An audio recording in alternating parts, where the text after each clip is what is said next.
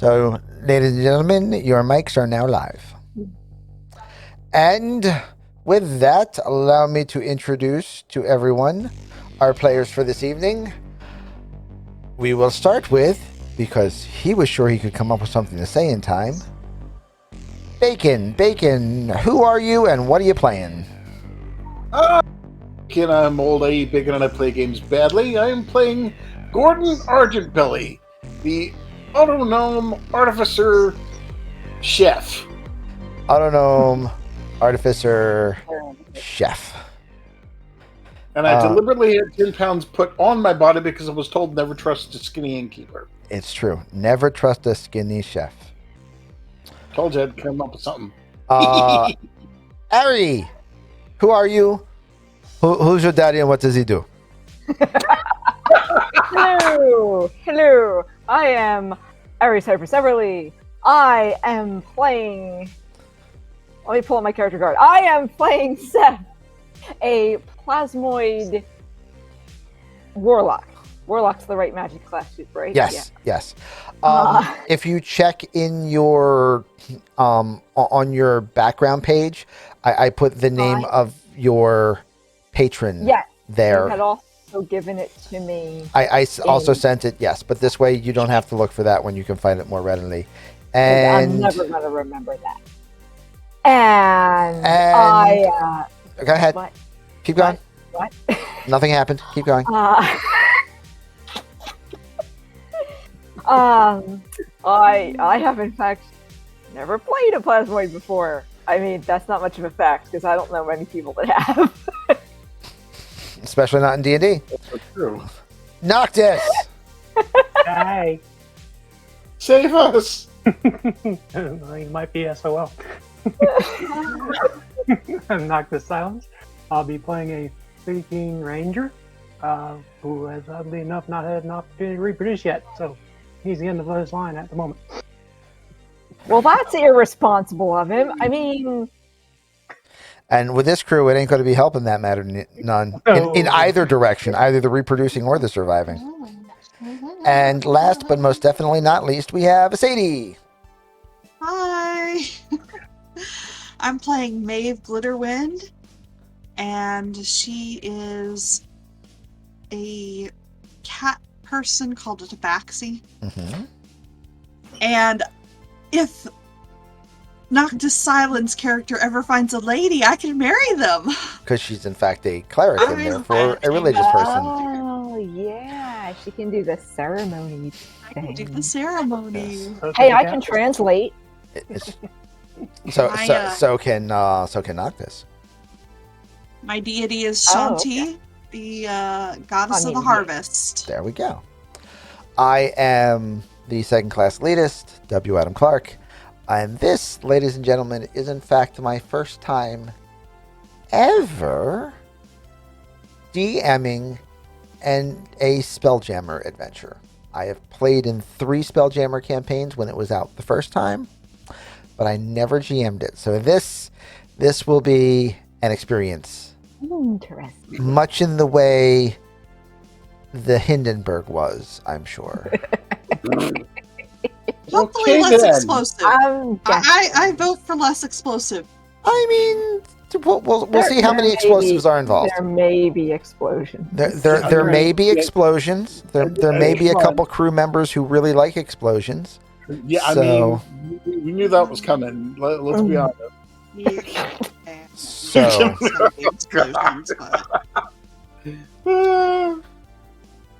now,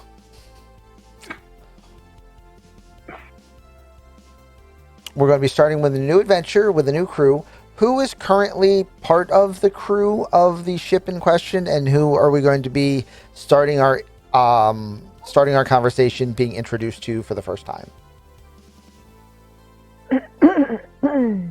It's up to you, Noctis. We're partners. I would have been recently joined to the crew, so still getting the star legs. So to speak. Okay. So, Bacon and Sadie, do you want to be established crew members or brand new crew members? I tend to think we're not necessarily established, but we've been here for a little while. What do you think, Sadie?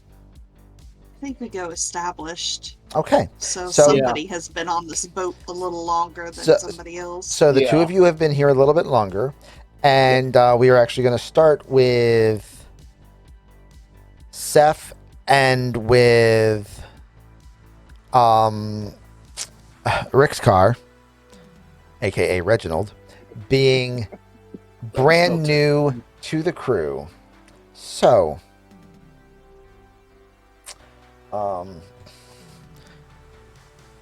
we are going to open in our notes. We have notes. Yes. Oh yeah. we've There got is a notes. map called the Rock of Brawl. Somewhere. I just sent you all a ping for it. See it. Yeah. I do see it. Brawl is, or the Rock of Brawl, depending on who you talk to, it will answer to both, is a floating way station. It exists in its own wild space location, which means it's not tied to any planet or asteroid system other than itself. And it is generally considered a dry dock, refitting, and transportation hub in the middle of the Astral Sea. It began as a bandit hideout a long, long time ago.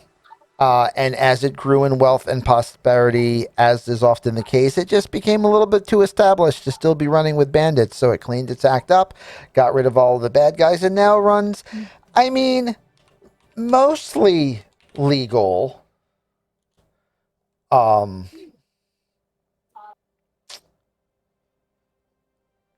Business, not entirely legal, but it does. It has gray areas, shall we say? Hey, that sounds average. I mean, honestly. pretty much like any metropolis, Freaking you know. huge. Yeah, it looks like it's really got this, you know, It center is. city outskirts, suburb Yeah. construction thing Yeah, going on. wow. Yeah. With all the normal income tiers That's and yada yada. that's a couple thousand people at least. Yeah, actually, that's almost exactly the number. So, yep. Oh really? Hey, you should play one of those games where you have to guess the number of something in a jar. Because you're apparently very good. Because you at just guessed the number of people in this jar. Wow. Classic rock for your workday. So, your for Sadie and for Bacon, the ship that you are a crew of is currently docked at the docks outside of Low City. Mm-hmm. And we are going to begin our adventure the way all badly written, badly planned, and poorly executed D&D campaigns begin. Yeah. Reginald and Seth, you find yourselves in a bar. Oh no. We're off to a fantastic start. Oh. This, however, is not any bar. This is... So Go ahead, Sadie. I was gonna say, so let me guess. Maeve and what's your character's name, Bacon? Sorry. Gordon. Maeve and Sorry. Gordon walk into a bar. No, because right now we're dealing with the other two party members. So you have to wait to find out Oh. where you are. Wait. Oh. So, Just ducking. almost that bad. Maeve and now I'm doing it. Seth and Reginald are in a bar. This is not any bar, however. This is the safest bar to be in Low City, because while illegal activity and bar fights are fairly common in the criminal infested low rent districts of Brawl, the Laughing Beholder, as a bar, is famous for its bartender and owner. A blue-tinted beholder known by the name of Large Luigi. Oddly enough, Bartender's a beholder. the bartender and owner of the bar is a beholder. So oddly enough, when people are trying to figure out which bar to rob, this one's really low on the list. Can't imagine why. Yeah. I mean, yeah. Got my eyes on you. So, I've got my eyes on you. Seth. Yo. Reginald. Hmm. You are in the Laughing Beholder. What do you do? Order drinks. Food. Duh. I don't even know how I eat or drink. I know it's by osmosis, but I don't know, like, do I need things in liquid form so I can suck them? It makes the process easier. Yeah. Because I guess otherwise I can just kind of, like, enfold it into me and that's just slowly disseminates. Yeah. Into It just breaks down eventually. Yeah. So, you walk up to the bar Okay. and Just be careful you don't digest the mug as well. That might get the bartender annoyed. behind the bar, you see a large floating head. Blue tinted on the top, kind of cream tinted on the bottom, on the softer bits. It turns around with a massive grin on its face. More than 56 played mistaken identity. Oh my god, he's starting them early. And I don't know why those alerts aren't showing up, but we'll work with it. More than 56 played mistaken identity. 2 mistaken identities. What does that even mean? That means Gordon's screwing with us right away. He actually only played it once. It's just the alert keeps going off for some Okay. reason. More Okay. than 56 played What does that mistaken card do? identity. What does this button do? What does this button do? What does this button do? Mistaken identity. I shall read the description of the card. Have fun, GM. I get to do whatever I want. Yeah, okay. that's literally what it says too. I would not have guessed that from the title, but that works. That's fine. Yeah. So, the beholder, the large Luigi, turns around and he goes, "Well, hello. How are you today?" Greetings! I love your color, because of course I am blue as well. There's no picture of me up on the screen right now. You've got good fashion sense, I must say. Yes! I'm blue, la da dee da da dee. Sorry. So, what'll it be? What would you like? I turn to my partner, in case that wasn't obvious. Well, the beholder sees him gesticulating. Don't worry, I'll Seth, translate. Something meat. I'm Meat? sure they don't have elf, but Meat. cow works too. Meat. A meat and Meat. more meat, or do you want to drink? I'll take a drink. Something, complex flavor. Complex flavor. Coming right up. I don't know why I'm trying not to point in the screen. Have any. I'm trying not to point in the screen because beholders don't have fingers. So, I'm using facial expressions, and I don't know why, because I don't have any. right? Like, So, I have no face. Big blue.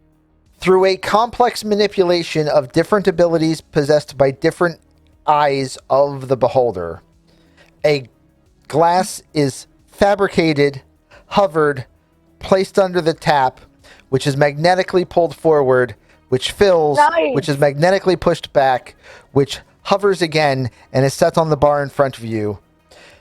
Meanwhile, another plate fabricates from a cabinet underneath of the underneath of the bar. A large piece of meat appears, species unknown but likely not sentient, hovers in midair, is You know, blasted by a scorching ray, flipped over, blasted on the other side, set on the plate, and pushed across the bar. Nice. There you And go, that will my be 15 friend. copper. Cool. Take out my little pouch and There we Oh, go. you have it? Okay, great. So, the two of you have food and beverage. You find a relatively quiet corner of the bar to start to have a discussion. To make noise. I mean, And realize that while you have enough money to eat, and you have enough money to stay in Brawl for a day or two, you both have a definitive need of positive employment. employment. That's what I keep forgetting. All Yes, right, that money thing. so we're here. You know, so I'm just gonna talk to him in his language as well. So we're here. What do you feel like doing? I guess I better make some money. I assume there is a posting board, something. There is. It has a number of different entries on it, scribbled in various languages. But both of you roll me a d6. Oh yes, I get to roll something. I know, right? You get to start off with rolling things.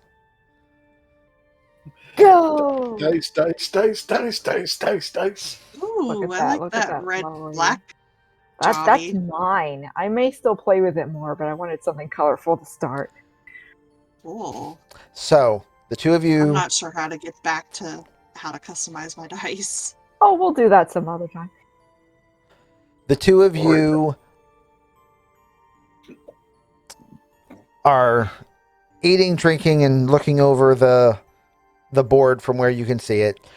Not unsurprisingly, the work board has a whole lot of jobs that have a whole lot of vagueness in regards to what people are hiring for.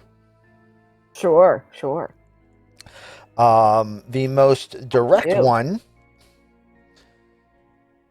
that you can read is a couple ships that seem to be looking for crew. Ooh. You don't know any of the ships in particular. You don't recognize any of the names of any of the crews in particular. You just know that off-rock work generally pays better and is far more exciting than whatever legal job you could get here, and is Right. generally not any less safe than whatever illegal jobs you could get here. Any What ship do you name- think? You want to look for something long term? By the way, for any observers of the show that do not know, when I'm doing this, I'm saying it's because I can actually speak bug language by virtue of the fact that as a plasmoid, I can stick antenna out of my head and wiggle them around. I mean, it's probably a bit of a heavy accent, but when I say I'm talking to him like this, like I'm actually just talking in bug speak. As opposed to the way that most Thrycreen converse with people, which is telepathically. Yeah, which of course we can also do, but Right. why when you can have it? Exactly.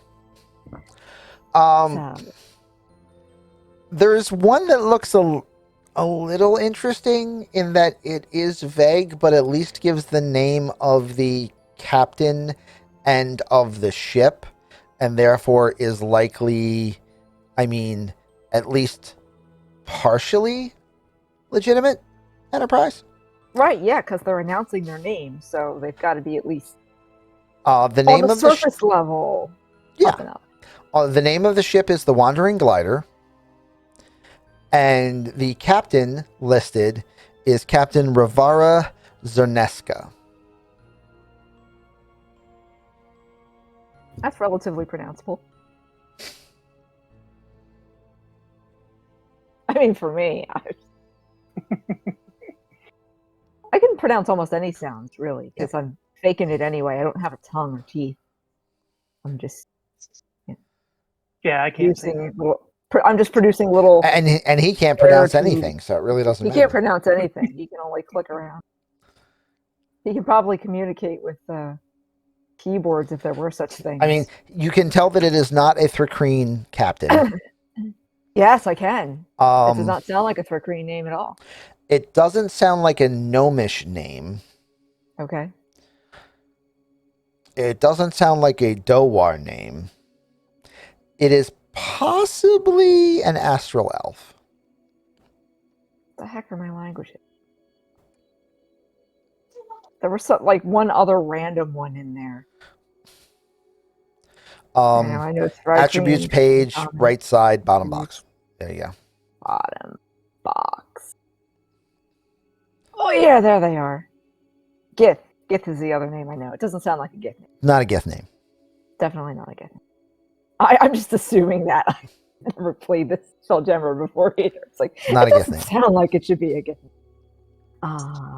Yeah, so, you know. Well, I mean, we can Alright. start with the ones that are advertising and actually telling them what they want, or Hey, you want to go check this guy out? yeah, might as well. After dinner, after food. Okay. We cut over to the ship in dock. Let's go ahead and take off the people that aren't on the boat at the moment. And we have Throw us overboard. Woo! in the Wandering Glider at the moment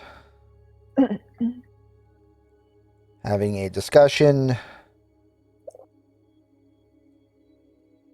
over here. We have currently the 4 members of the 6 crew vessel.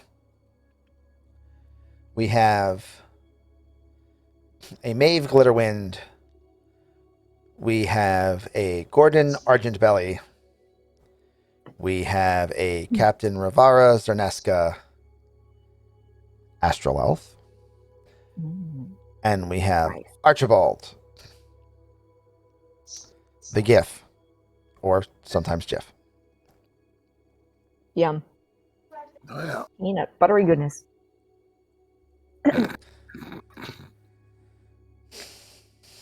So, Nope, I gotta do it. It's peanut butter jiffy time. Sorry. or perhaps it's peanut butter Giffy time. And That's fair. so the 4 of you are here. You're having a ship meeting about the fact that you managed to get all of the repairs done, but you are 2 crew members short of being able to handle yourselves should anything go wrong. If nothing goes wrong, you're okay. That's certainly how the universe works. It's exactly how No the worries universe then. works. But you're having a bit of a crew conversation over the current state of the ship. Which is Louisiana. Sorry. To which Captain Rivara Zerneska says, we have all the repairs done, and I do have another job contracted. It's going to be a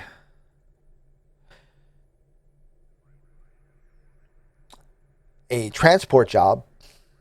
Mhm. Oh, It's people are goods. livestock. And between. I did manage to check really quickly with the helm. It looks like at the moment, because these things do change, it's probably going to be about a 5-week trip overall. But it pays well enough to cover 5 weeks. The problem is that we really do need to have at least 2 more warm bodies, or we're not going to have enough people to man the ship if we run into a problem in the middle of astral space. Excuse me. How much livestock are we talking? Probably about 60 head of space wine.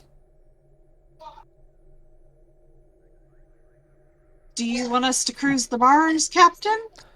Or I we already can put pick up some shipmates. I already put up a couple wanted a couple hiring posters. Hopefully, they'll draw some interest quickly.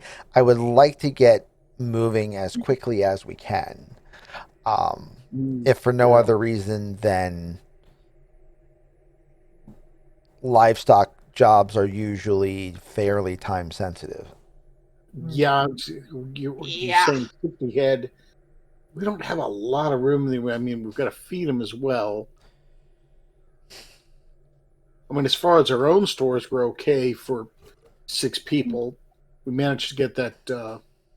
We managed to get the vertical garden running. It's a prototype, Yeah, but it's working. well, the good news is the 6 week trip. It's more 4 weeks to get there, and then 2 weeks to move them from point B to point C. So Okay. it's not quite as much livestock. It's not quite as much feed cost as you might be thinking. Okay, that's fair. That's fair. That's actually good news. Hmm.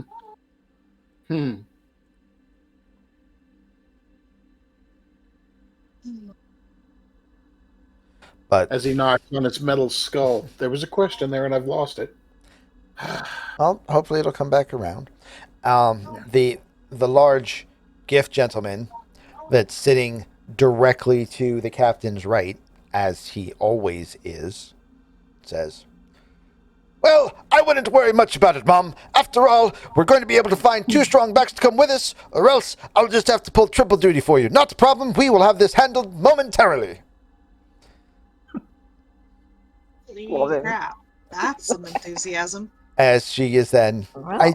I expect that you would if needed, Archibald. But even with your incredible strength, you can't man, the ballista and load it and aim it and fire it all at the same time. We need more crew.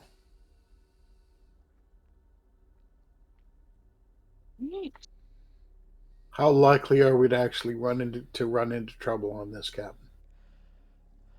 You never can say. Yeah, I'd rather you're not wrong. You're I'd not rather wrong. have the crew and not need them than need the crew and not have them. Hmm. I mean, That's we weren't not supposed to run into any problems on our last encounter either, and that's the Oh, reason why we're 2 God, crew members no, short. Don't remind me. Don't remind me.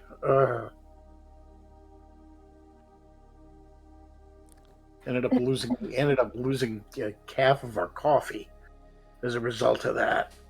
Ugh. I mean, personally, I put 2 crew members slightly above, a quarter ton of coffee, but I mean, you do you. You know me. I like a well-stocked galley. It's what I do. So, around this point, you hear some noise topside on the ship from the dry dock.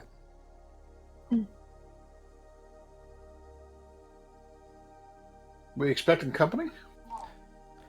I mean, maybe it's Maybe they're job applicants. exactly. Maybe we should go Let's find go out. see. Yeah, I like that idea. Yeah. Okay. Yeah.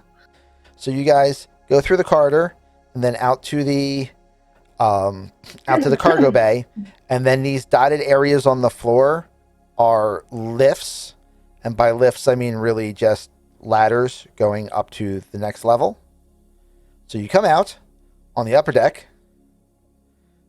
of the Wandering Glider, and you see from the port a number of unsavory. Actually, let's see what we see. How about everyone involved, even the 2 people that aren't here? Please roll me a d8, Alrighty. and we'll see what numbers come up.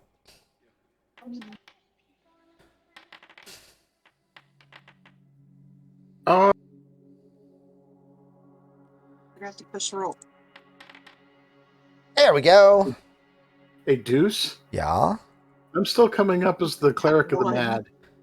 Yeah, it's because I didn't change your character name. Yeah, mine's still a die. It doesn't It's fine. matter. It doesn't hurt anything. It's all right.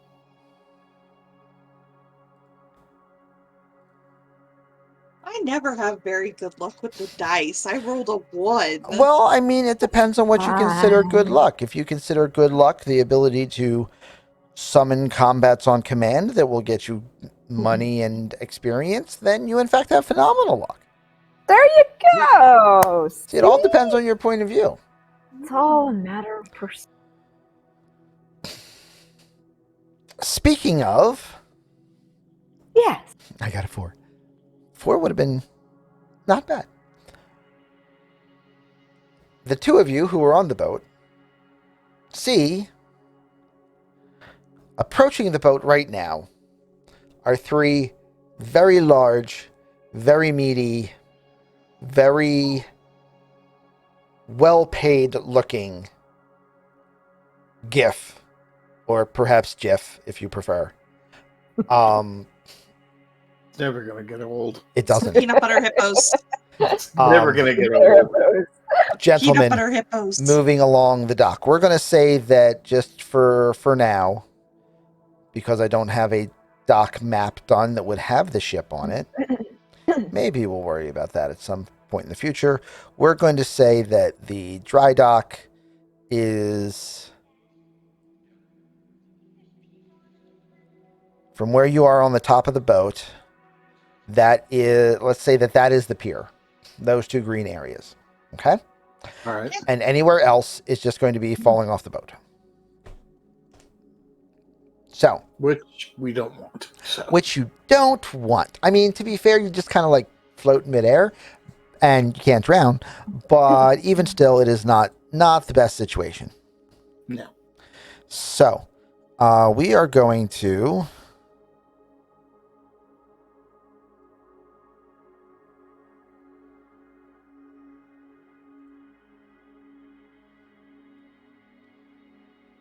have 3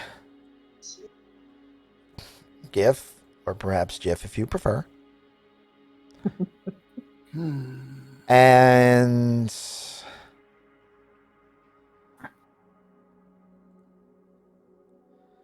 let's do a Hadozi, because we haven't talked about them at all yet.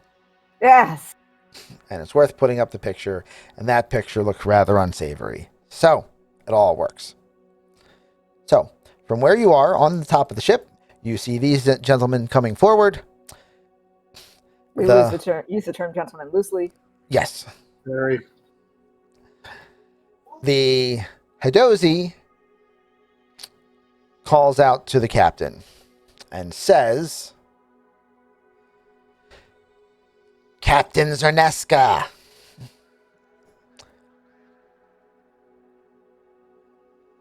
you'll think Redmayne would have forgotten about what you did by now.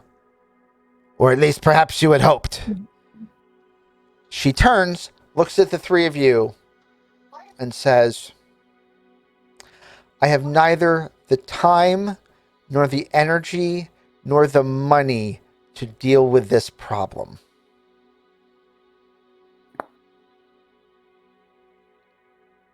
Right. And then with that, you see bolts of arcs of energy start to coalesce between her fingers.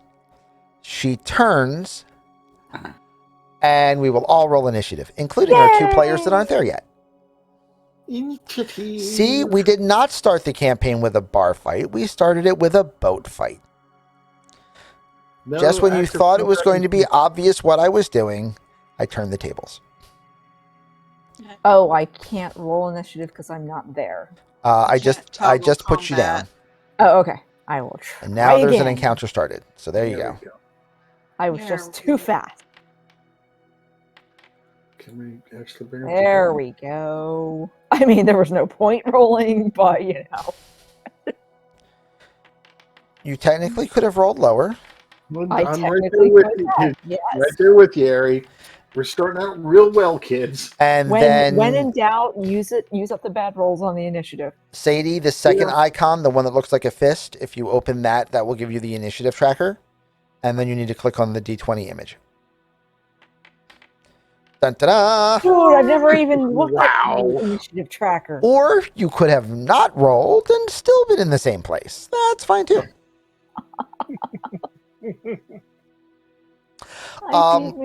Noctis goes first. However, I'm going to say that Noctis and Ari don't show up for turn 1. So Noctis goes That's first fair. next turn. Next round. Okay, cool.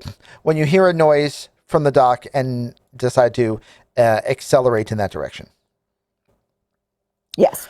The first GIF, this gentleman here, is going to run over this way and duck behind a couple conveniently located barrels, which will give him some small semblance of cover. And he is going to fire a shot at Archibald. Which, did I roll an initiative for him? I don't see. I did not. I don't see There we go. There we are. Perfect. Everything stays doing what I said it was going to do. So Yay! he is going to fire a shot at Archibald from his Quiet. musket. Quiet. Hush.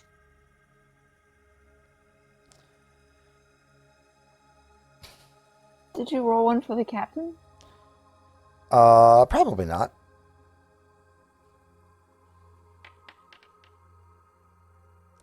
He's going to hit Archibald.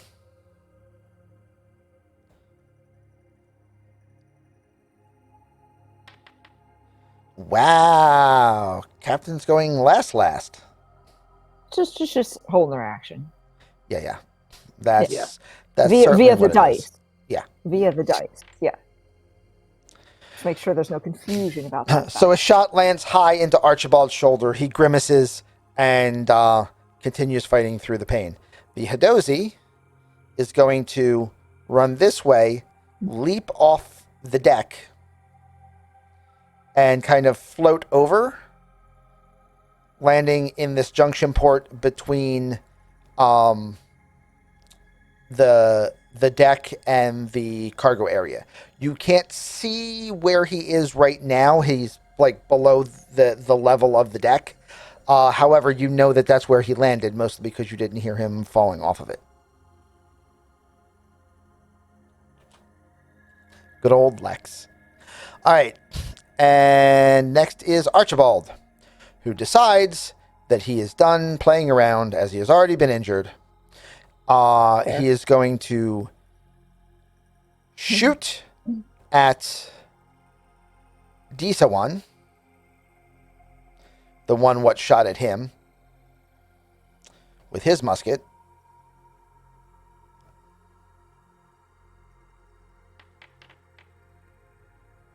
Hitting the GIF and doing a less damage than was done to him. And with his other action, he is going to reach onto his belt, pull up a steel spherical object about that size, which for him is easily palmable due to his massive size. And he is going to push a button and hurl it at this spot right here.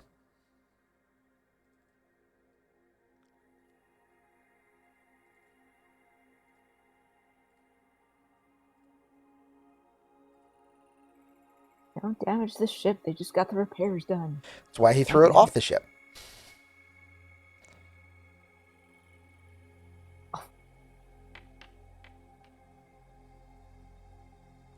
Hitting the gifts.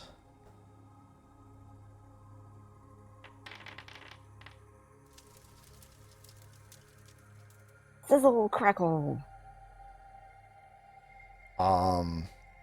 Dexterity is not their best saving throw.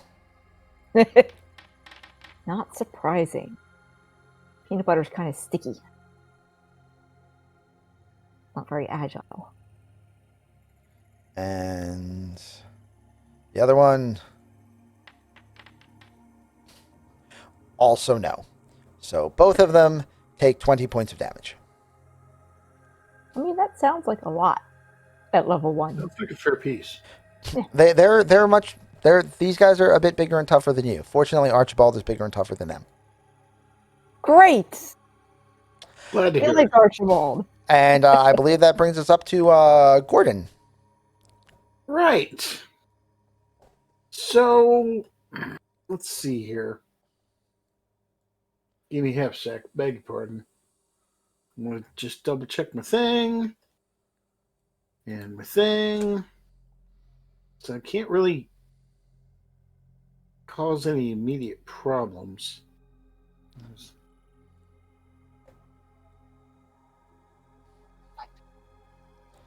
Sadie's pre-measuring, which is perfect. Yep. And that's also, let me see here. That's, yeah, good. Okay. I mean, you could also That's- move and then attack, worst case. Yeah, that's a fair Is point. that, But as good it space happens, for you? as it happens, I'm just inside. So these two down here got kaboomed a bit. They did get kaboomed a bit. Okay. So what I'm going to try and do is make it difficult for them. Okay. Oh, shoot. I'm only going to get one of them. What's the range? Well, it's a 60-foot range, but it's a 10-foot by 10-foot. I was hoping to center it here. If I center it there, they're both in about half of it. Yeah, arguably, you're not going to be able to get them both. All right, I'm only going to get one then. In that case, I will get this one for sure. And make this guy go around it, slow him down a little bit. Okay. But let's see here. What's that? I did do the thing, right? It's only a DC 13. Actually, I was able to do it 10 feet and actually just get them, so you know what? We're going to give it to you. All right. Why not? You're level 1 and likely to die, so go for it. Yeah. All right. So it's a DC 13. Well, let me try this again. Well, you did it, and you did it anyway. So Yeah. I was able to get, and I probably won't be able to do it again because you got to get perfect placement. But on that first try, I got perfect placement and got 10 feet that, as you can see, lit up both squares. So sure, why not? All right. So it's a DC. It's a dex save. It's only 13. Okay. But if they, well, let me just double check myself here because it's Pete's. But it is a deck Here. save, so Yeah, as it's we a dex just save. said, not their best. Right. And when the grease appears, each creature standing in it must succeed on a dex save or fall prone. Well, you get one of them. Hmm. Start. Whoa! And he slips. Slips. Creature that enters the area or ends its turn there must also succeed on a dex saving throw or fall prone. Okie doke.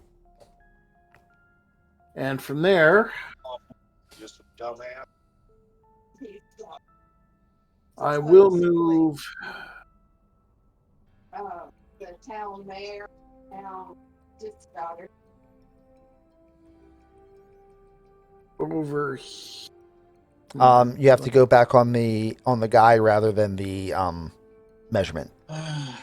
Yeah, I've got it. Okay. So Yeah, you have to go back in the token controls rather than measuring controls. Yeah, I've got it. Yeah. I'm actually on token control. Okay, cool. So yeah, Or WASD works. So right. So I'm going to bring myself over here all right. because I'm expecting. How does it Yep. need to jump up here? At You're some expecting point? monkey problems. Yes. There is that. All right. Oh my That goodness. finishes Gordon, which brings us to Ari, who is also not here this turn, which brings Right. us to the Gif, who has just fallen over. He is going to spend half of his movement to stand up, and he is going to spend the other half of his movement to try to move forward. But it is difficult terrain, so he's in fact going to just make it out of the area, and that's it. He is going to take his shot at the person what just made his life difficult.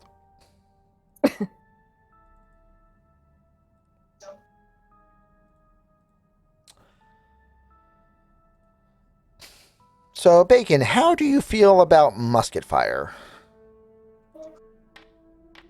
I'm not a GIF. Okay. Well, fortunately, you're much shorter than whatever he was aiming at because his shot sails over you as you duck along the side of the boat. I mean, I am small critter, so yeah. It makes sense. Congratulations. He thought you were a bigger problem than your actual size. And Maeve, it is now your attack. Nice one, Harry. Yeah, yeah. I'm going to need to move first. Okay. You're So still on the then- measuring tool. Oh. Ah. Aha. Uh-huh. Ah. Go back to token tool, and then you can move. Or WASD. There. Okay. All right. Now I have to go back to measuring tool for a Now second. you have to go back to measuring tool. And can't do that one. Okay. He is 35 feet. Yeah, he is 35 feet. I do not think I have anything that's 35. Then my suggestion would be to move here so you're at 30 feet. Oh.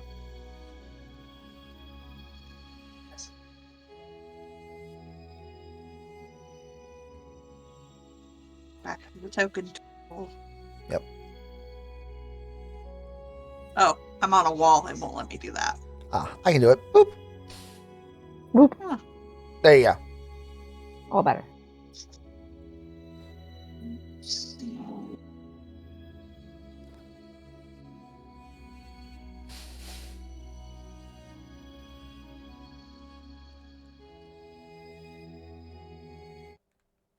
This does not say.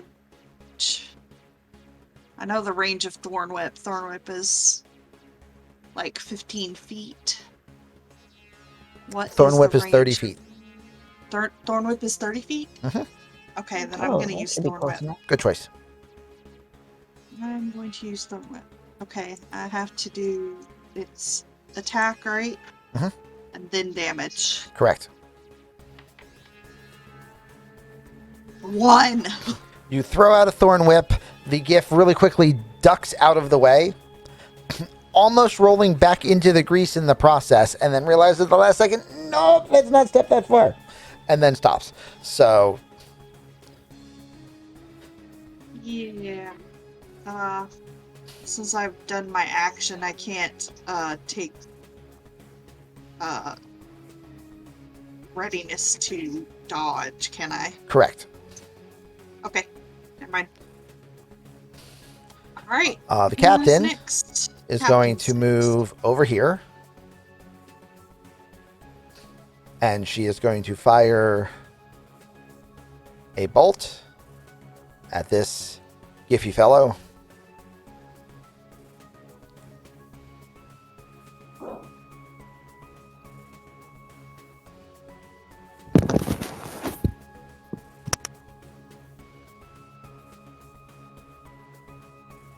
Oh, I did not finish putting in her spells. That's fine. Oops. I mean, she only needs one. That's fair. So I'll just grab the first one right now. And that's all she's going to be using for this fight anyway.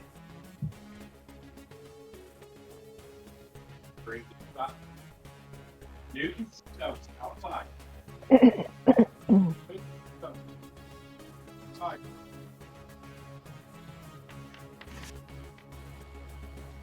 She whacks the GIF with an Eldritch Blast, doing not damage, but more importantly, yanking him forward off of the edge of the pier so that he is floating in space. And I shouldn't have just erased him. Let me put him back. Space.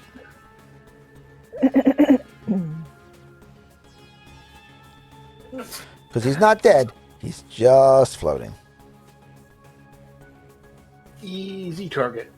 Or, well, maybe not.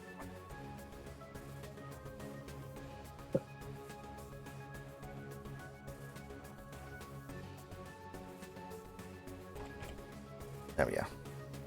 Now he's back to where he was. All right. And that brings us around to the top of the order, which will bring us back again to Noctis.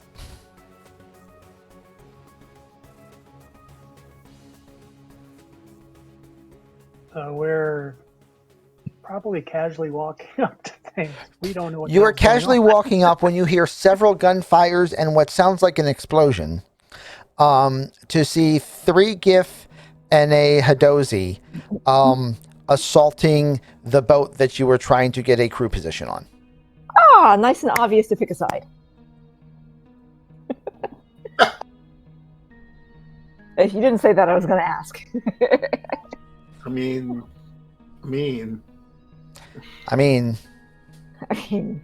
no. just So saying. this green box here is dock area. Yeah, the green Oh, box how is could the we is the appreciate dock and the pier, and then the boat is the boat. If you guys can't see through the wall there, let me temporarily We cannot. move you here, Okay. and that should help your situation a bit. I still don't see anything.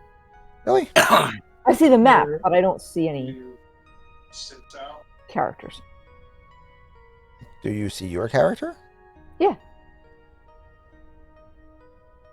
Yeah, it's like there's everything's in Oh, because shadow. they're in. Yeah. All right, hold on. Let me put down a temporary light source. Because Okay. you're not on the other side of the wall that I thought I moved you to the other side of. Oh, There you go. there we go. We're gonna make this the same thing and just have you guys be here instead. And that's Okay. the same equivalent as to where I would have Same wanted to distance, put you in it's the good first enough. place. Yeah, it's fine.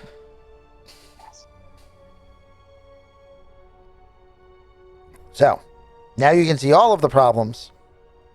What is your intention? See the problem.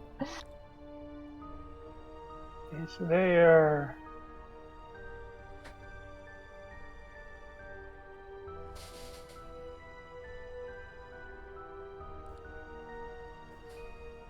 Ninety.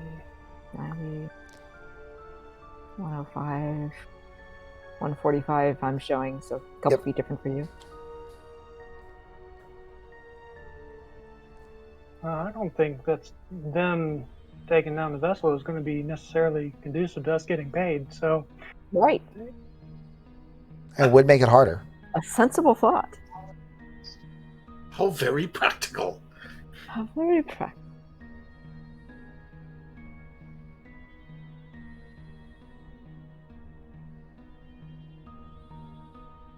move to about right there.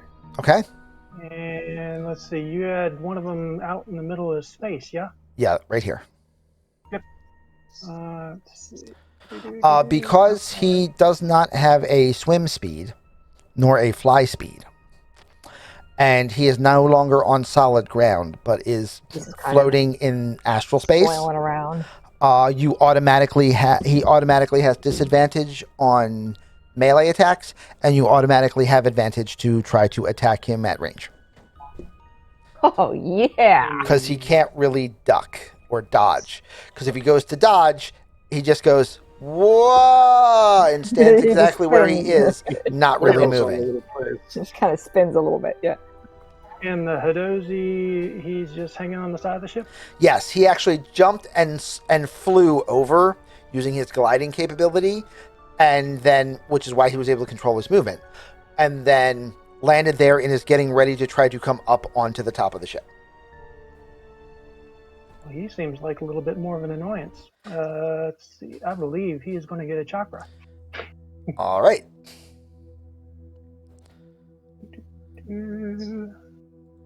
So our buggy friend reaches into his pocket, pulls out a 3-pronged throwing star made out of compressed stone, effectively, and Thing. let's see what happens. Not a whole lot. Misses And misses by that much. Oh, I mean, did you The decide dice whether or are not not these on our returning? side today. They're They not really returning, aren't. but you have several. you're fine. So Okay. Besides, I can fly around and pick them up when we're done. You know. we come back to the gift that was smart enough to take a firing position. He is going to continue his assault on Archibald. Be the only person on either side that has accomplished much this combat.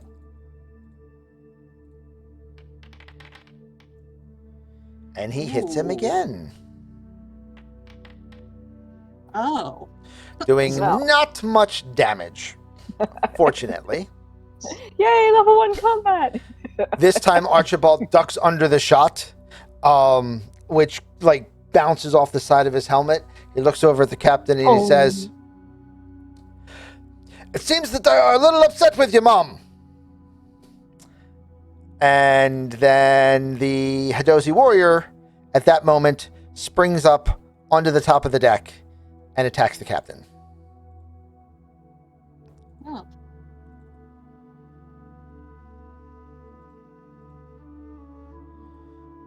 With his sword of shortness. Sword of shortness.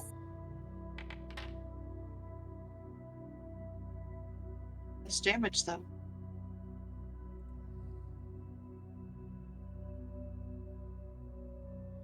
Ash will take it.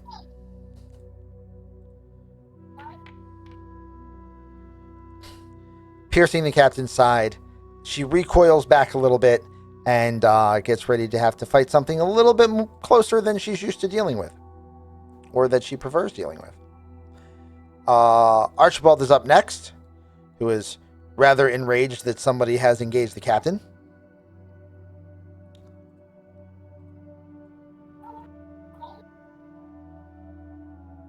He closes that much. He closes that much of the distance. Come on, buddy. Honest, really. I think I'm not connected. There we go. There we go. All right. Okay. That's better. And he will shoot 2 shots with his musket at the Haduzu. The Juju. Not the Juju, but the Juju.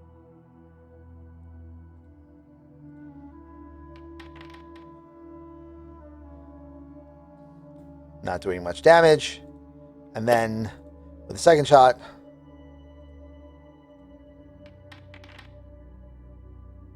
missing entirely. So he brings up his musket, boom, cracks it open, slams another round into it, shuts it, boom. The Hadozi gets hit by the first one, looks up, goes, nope, and ducks under the second. Which brings us to Gordon. Trying to see if I can do a thing here. You do a thing, sir. A thing! Do the thing!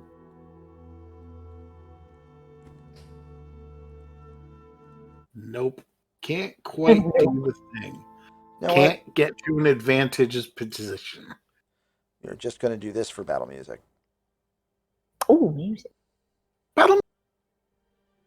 Because I had music on my side, but A, it wasn't playing to you guys, and B, it wasn't a list made for this, so it wasn't working the way I wanted it to. There we go. So I got 30 feet of movement. You have 30 feet of movement. All right, here's 15, 20, 25 for all practical purposes. And that will give you advantage without causing an attack of Oh. opportunity. And it won't let me do it because it collides with at least one wall. I can move you there. I'm trying to get hit. Yeah. It's designed so that you can't accidentally move yourself off the ship. Right, fair. But Safety measures. as I'm They do. as I'm running Especially for people who are around, child-sized. It's important. yes. As I'm running around, I get, basically in the back of the apron that I'm wearing, I pull out the butcher knife and the paring knife, Okay? and I'm going to try and kidney shot Hadozi. Okay. It just, did the thing. I don't like him because, by golly. Anyway, where's my thing? There we go. Singing. Murder, murder, murder! So you have moved. Your attack action will be to stab, and then your secondary action will be... Your bonus action will be to stab with your secondary weapon. Right. Yep. I forgot I got a target. Hadozi. Yep. Yep. Finesse! You have hit. Greatly. Come on. There it is. Here's a little bit. And for 6 points of damage. Very nice. Nice. Now attack with the other one. You won't get the bonus damage from the dex, but you'll still be able to do the base damage with the knife. So go right ahead. So let's see here. Very knife.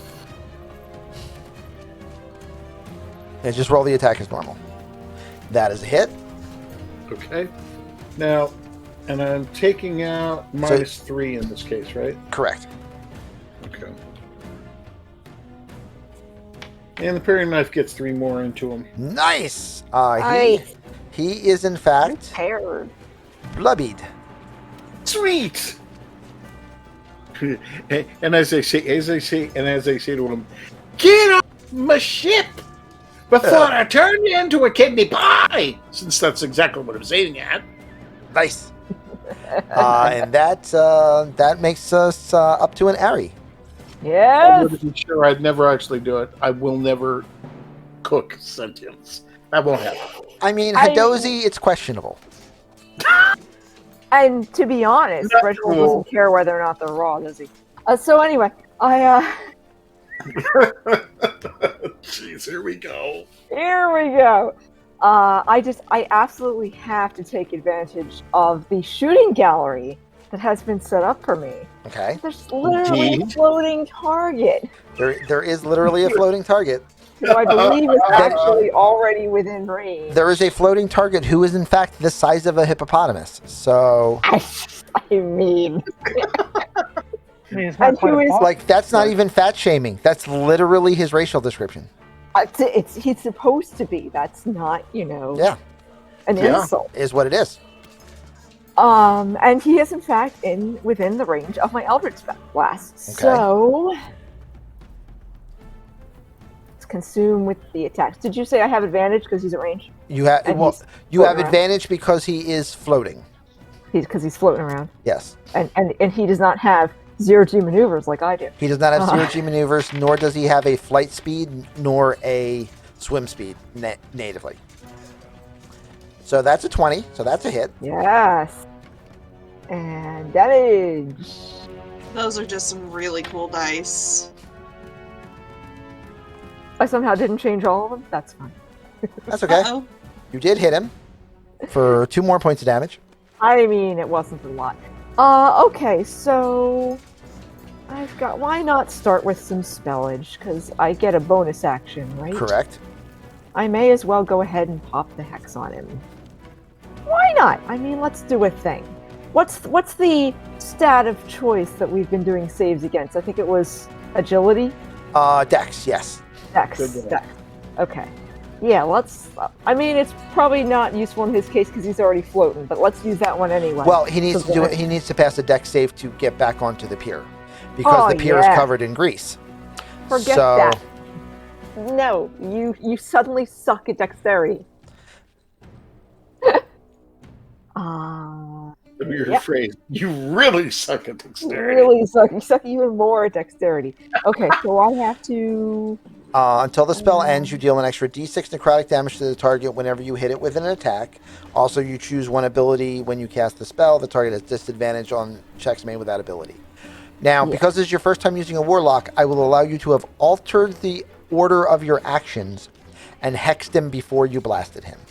Oh, I didn't know you could bonus action before you action. You can bonus action In before you general. action. Yes. Yes, not even a warlock thing. I did not know that about the game.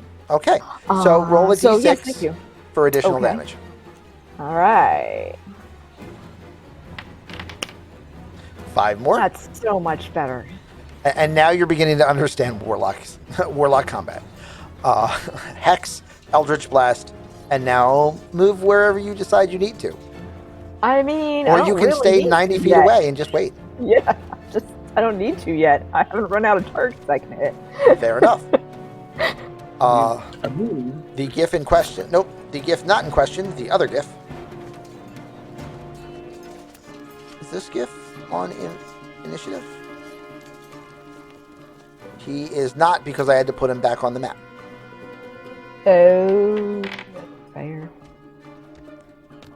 We are going to have him be... Yeah, there's fine. So this GIF in question, realizing that there are now threats behind, is going to sidestep around the juicy bits on the ground. Bummer. Aim at Noctis. And fire Easy his to musket. decide.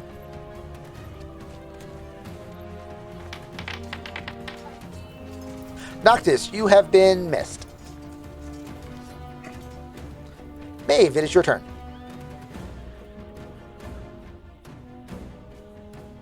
I want to turn around so I can hit the The monkey? monkey, squirrel, whatever it is. Like Yep. squirrel.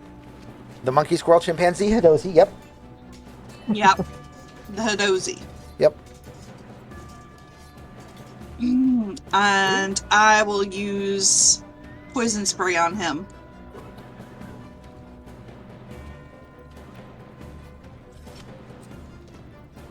Poison spray. Yep. That's in range. That's fine. Standard roll. It must succeed on a constant. Well, I have to roll. It has to succeed on a Oh. Constitution save, or it will take D12 points of damage. So I Okay. will make a Constitution save first. As the monkey.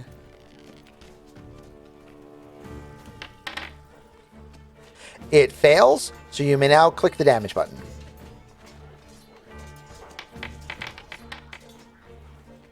Four. Doing 4 points of damage to the Hidozi warrior. But he's also poisoned now, isn't he? He is, but he is also quite unconscious. Oh, there you go. That's perfect. Now you can send him back to his boss with a message. You dropped into exactly 0. Good aiming. Zeros are great. The captain is going to move over here so that she can use the side of the ship as cover. And will target this guy.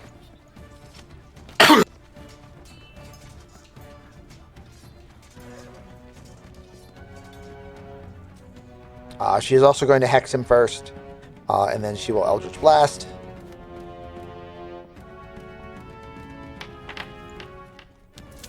Oh, Well, that's great damage, but I should hit first. yeah. Yes. Yes, you should. And she does, You do. hitting for 10, 11, and pushing him off the pier the other direction. Woohoo!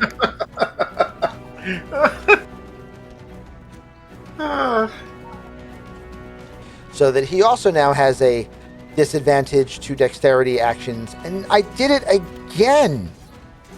I have to not hit that button. Hold on a Did you second. remove him? Yeah, but it's fine. I brought him back. I mean, you didn't have to. You could just send him spiraling off into space. I mean, it really doesn't matter that terribly much, to be totally honest. So he also now has disadvantage to dexterity saves. So both of them are floating in the Astral Sea, and they're both floating in the juice with disadvantage to dexterity saves and also taking extra damage from the 2 warlocks. Back to the top. Noctis. Yay! Okay, so Noctis, Hidozi's get him. down. Yes. The Hidozi's down, and one of those jerks are shooting at you. You teach them a lesson. Let's see, where is the one that's shooting at me? The one that is shooting at you is right It's here. the lower one. I will move him here to make life easier for you. Because that wall's still in the way for you. Yeah.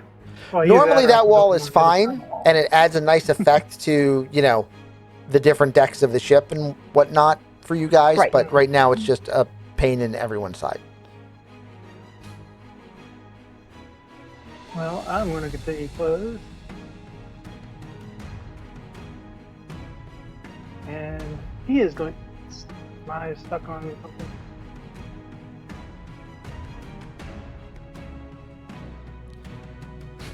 You have to Knock go him into off the of drink. measurement and back to token controls. Or Still measuring. No, not deselecting measurement. And Yeah.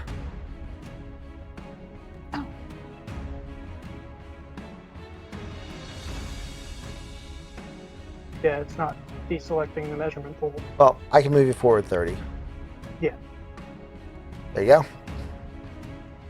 And he's going to get the Darkrai. Go for it.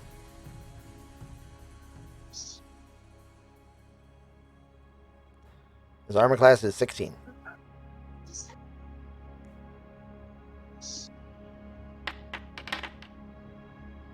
And that is going to miss. Oh.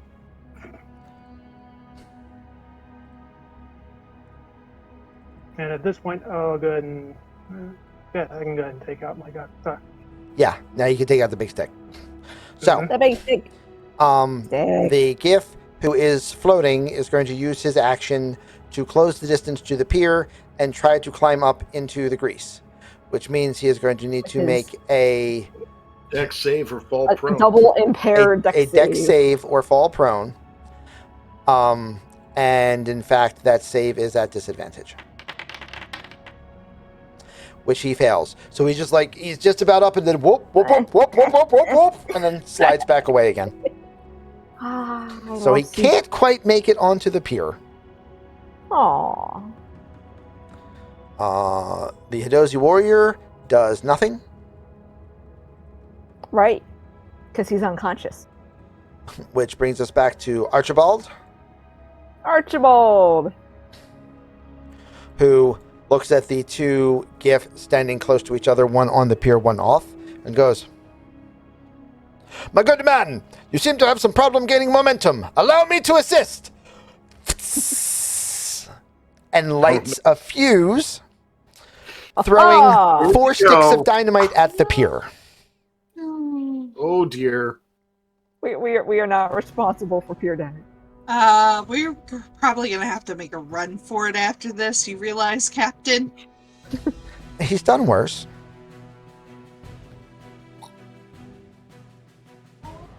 Besides that, there's 4 GIF involved, and only one of them is mine. I have 75% likelihood of being able to claim that it was somebody else.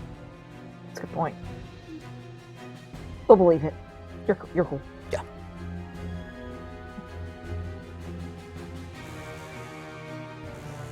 So, we're going to use the stat line for the grenade, and since it's the only action he's taken, we're going to use the sharpshooter version.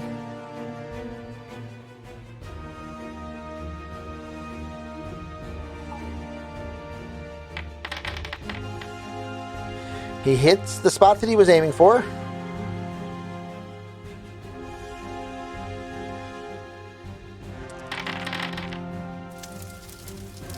Which will do 31 points of damage. Nice. They get a dexterity saving throw to try to avoid it. The one that does not have disadvantage succeeds, taking only 15.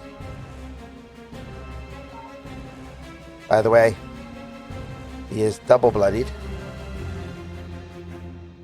The one in the water, quote unquote water, makes a dexterity saving throw, which he has disadvantage to, and passes. Wow. But is also bloodied.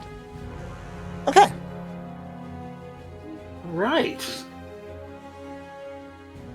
Archibald doing Archibald things. The gift that's in the water over here is going to make it to the pier and then try to climb his way back up,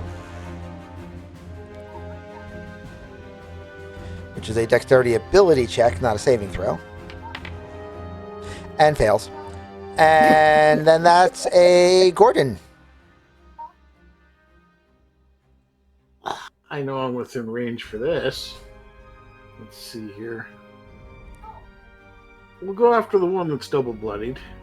Okay. Because, you know, the thing Is Aerie not next? No, Gordon's before me. Gordon and then Ari. You're in the character list, not in the Oh, Yeah. order of operations. Gordon has a initiative of 8. Ari has an initiative of 6. Now, oh I see. do I have I made the same do I mistake. have advantage to attack here or no? What was that? I do not because he's on the pier. Never mind. Yeah. You do not have advantage against him because he is on the pier. Although with a roll like that, who needs advantage? Yeah, you're gonna hit the gift That's true. for damaging fire. Bummer. I mean, it hits. It hits for a couple of points. Dink and dunk damage. It's a good thing. Ari, your turn. All right, I'm not at any kind of disadvantage in the soup, right? No, because you have a inherent swim speed because you're a warlock of the fathomless. Therefore, you Yeah. can just literally walk off the edge of the pier and now you're swimming. Yeah, doesn't matter one whip to me. Nope. Yeah, okay. Nice ability, that. Yeah, I'm going Hey. to move. What dear? Bonus action, Gil the captain. You want me to throw the monkey off?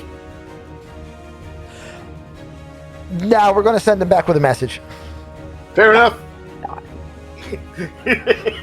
So I am going to move forward just a little bit, but not on the pier. So Go you off. see Yeah.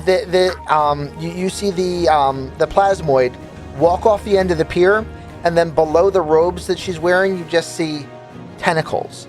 And the tentacles spread and flay almost like a jellyfish, maintaining her movement as she swims through the air. And he uses the term "she" loosely because the race doesn't particularly look like. Yeah. Well, it doesn't actually have biological sex. They don't. They're genderless. And the moment my build is shaped that way as well, just kind of mediocre in the middle of the. You can't tell what I'm going for. It seems to be what most plasmoids aim for. That's what most plasmoids do, unless they're doing something specific, right? Yeah. So, okay, yeah. So that's movement. Yeah, great. I'm going to keep with the Eldritch Blast on my fellow floating friend first. Please do so. Yeah. Is he still targeted? Yes. Okay. Eldritch Blast. Attack. Still have advantage? Yep. Okay, Because he you still doesn't have know how to swim speed and he still doesn't. Good thing. Because the other roll was definitely that. That's a hit. Well, it's a 16, so it hits. Alright. It's right on his armor class. And damage. And a d6. And the extra d6. That's automatic, right? Yeah. Yep. It's just still happening. So that's 12 points damage. Yeah. Okay, so meanwhile, I still get my bonus action, right? Yes. Okay. So there's this other guy who's still on the pier that just attacked my partner. Mhm. So he's going to get tentacles in the face. Which I am what spell? not the spell,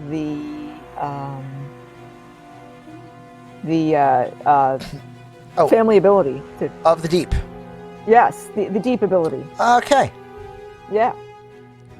It says as a bonus action, I can create a 10-foot long tentacle at a point I can see within 60 feet of me. Yeah. So, hey, if I put it on just the other side of him, does that give Reginald advantage? I'm going to say no for now. Okay. Then I may as well put it between him and Reginald as an extra barrier of defense. Okay. I don't know whether it works that way in the rules, but it makes sense that way. I will make a token for this later because it seems like fun. Okay, so you create a 10-foot long tentacle, Yes. and it is going to whack one creature within 10 feet of it. Please Yes. make a spell attack. So in other Yeah, words, I just rather not- a d20 roll Just a D20. plus 6. Because it's +2 +4. 20 plus 6. No, not 7, 6. There we go. Oh, there it is. Okay. The tentacle grows out of the ether, slaps down on the pier, and just misses the Gif, That's fine. or perhaps Jeff. Probably wigs the heck out of him then, right? I was Yeah, going to say, with any luck, he's now wearing brown trousers. he's not having a good day. Knowing that he's not having a good day, he is going to take a shot at the Thrycreen warrior before it gets to him. We may consider that to be, his last action.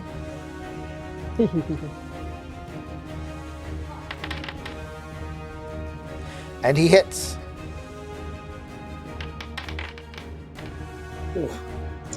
Noctis takes a musket blast dead center of the chest. That is unfortunate And in Poor. fact, for Peanut Butter Guy. it is so unfortunate that he falls over. No! No! Ruh-roh! Is he really dead? Not okay. He is dying. He is in need of emergency healing. Fortunately, Okay. the next up is Maeve Glitterwind. Uh-huh. How far can I run, actually? Well, he's on the other side of the dock there. Yeah. You can get... That is 30 feet. And then you would need another 40 feet to be able to reach him.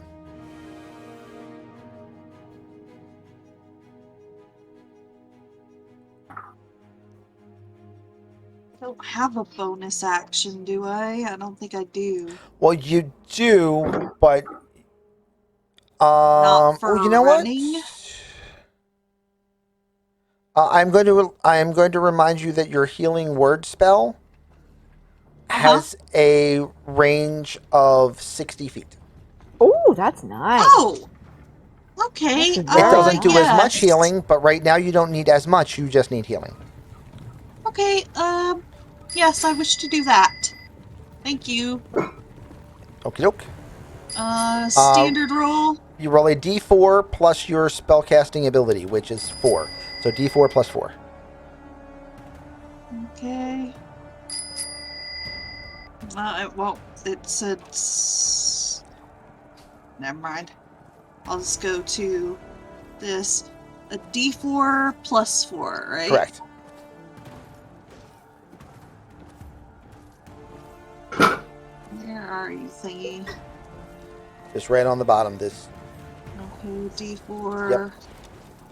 plus 4 roll. I got a 5? Because you rolled 2 d4s. But Oh. I'll give you the better of the 3 because it really doesn't matter. So that's going to be 7 hit points. Oh. Well, that And- ought to be enough to keep him from croaking, right? It most definitely does. And then the card that Thomas just played on top of that brings him up to full. Oh. Hey! Well, I So- ran over there all concerned for nothing. Not for nothing. You healed him first. So, Noctis... Thank you, Thomas. Noctis has died, undied, is still prone, but other than that is ready to go and never even lost his position in initiative. There you go. Didn't even miss a step. The Does this all captain the time. is going to attack the same For some target. reason, I'm back on the wall again. Well, I will fix that in a minute. Sorry, I just noticed.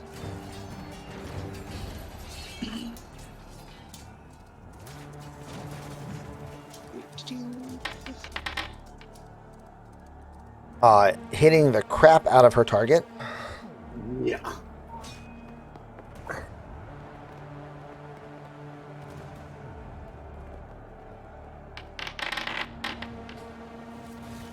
And then slaps him for 9 I'm points of rolling for damage.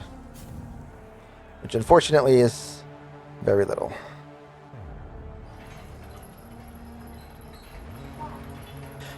So where do you want to be standing? Right before the oil slick, I thought. Okay. Okie doke. There you go. Thank you.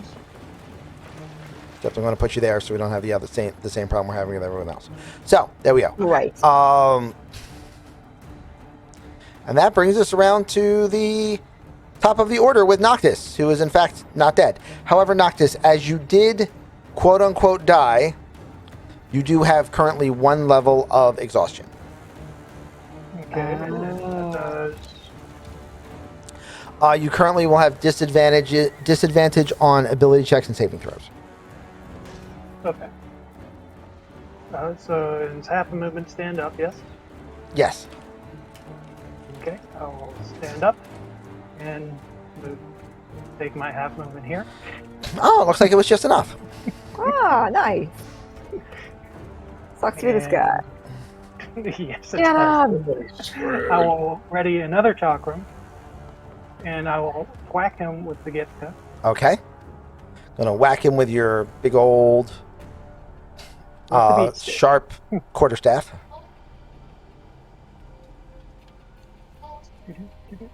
Come on. See, I even made an entry that was specifically the Githka. That'll hit. Ooh, Nice. Hit. good roll. For 4 points of damage. I will. Actually, it's more than that. 7. Because don't you have Dex bonus to? You should, and it didn't. So yes. We'll have to go in and change that. All right, So we'll fix that later. that. Okay. And I still have a bonus action. Yes. Yes, you do. I will stab him with the chatka. Go for it. And this one will not get your Dex mod, but Correct. it'll still do. It'll still do a hit.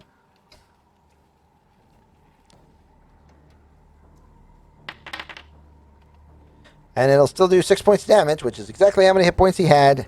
So Yay! he is dead. Lay Not that down. one. No. This one. Not that one. This one. There we you go. Dead or unconscious? I mean, Oh, since he doesn't have a healer here, he's dead. okay, fair enough. He is dying. Which is I'm close dying enough. again. Archibald.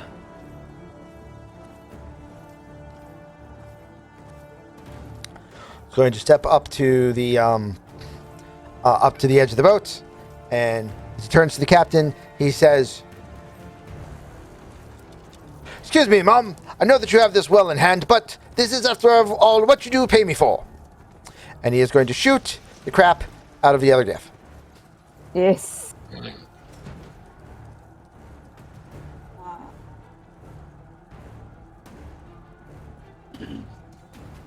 The one on the wing or the one floating? Well, right now they're both floating, and yes, he's this way. Okay.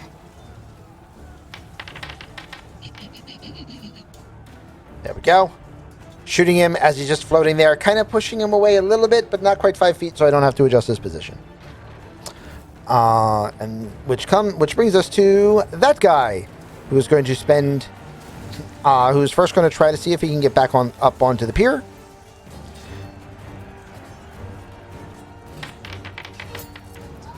And fails. And okay, Gordon. Gordon, you're up. Okay, well, we need a new target. Oh, look, a target. Oh, look, a target. Smack him good. That's the idea. What are you attacking him with? A firebolt? Firebolt. You have advantage I have advantage. because he's a floater. He's a floater. You have hit the GIF, or perhaps Jeff. Depending on your preference. And I don't add anything. It's just straight up fire damage 1d10, right? Yes. Yes. Hey, that's better.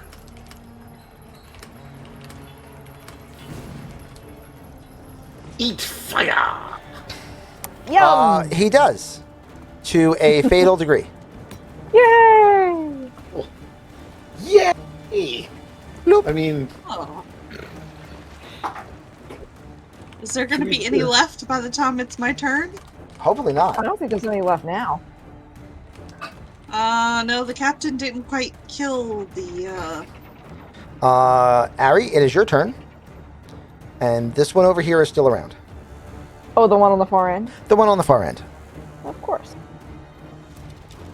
125 feet. Fortunately, your swim is 40 feet. I was gonna say, and my Eldritch Blast is 120 anyway. So 125 is really not a problem. Yeah, and those tentacles won't move that fast anyway. Correct. So- Your hex on the guy who is now dead is no Can, longer on the guy however, that be is now dead. transferred. Yes.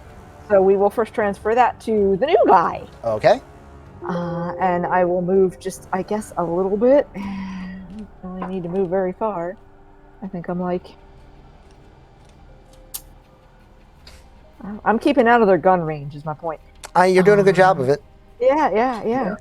This is how you play Squishy Wizard with range. Stay at range Yes. so that your Stay Squishy at Wizard range. keeps all their squishy bits. Okay, but he is now hexed, and we will now Eldritch him. Okay. So roll to hit. the whole squishy Is he, thing. I'm is so he sorry. floating as well? Yes, he is also knocked off the pier. Okay. It never matters. I always roll like 1 point away from each other. So that's a hit. So now for Okay, your cool. damage, to roll the hex at the same time in the modifier section of the damage, type 1d6. Situational bonus. Yes. Your situational bonus is hexed, so just write 1d6. It works. It works. And it rolls 12. Yes, it works. Now I know how to do that. Yay! I forgot to mark that he was... No, I did not forget to mark he was bloodied a while ago. He has been bloodied for a while. Okay. He's not in a good way. Is he dead yet? He is not dead yet, Maeve. It is your turn. Oh. You mean Well, I gonna kill him then. Okay.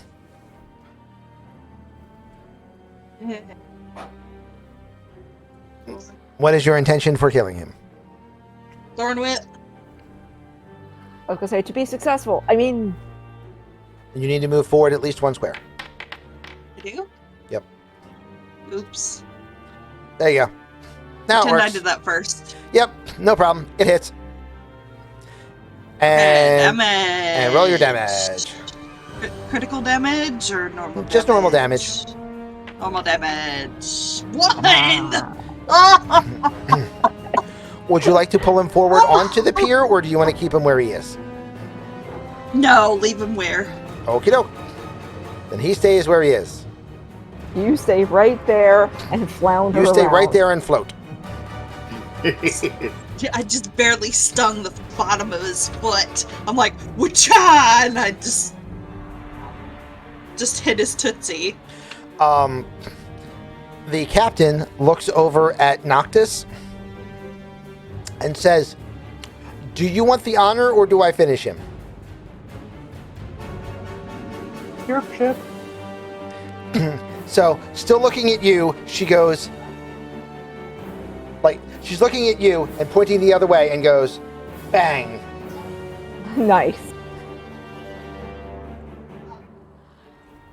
And I mean, as long as she hits, he's dead. Right. I mean, we're certainly not getting back around to me. I know that. No. And he is dead.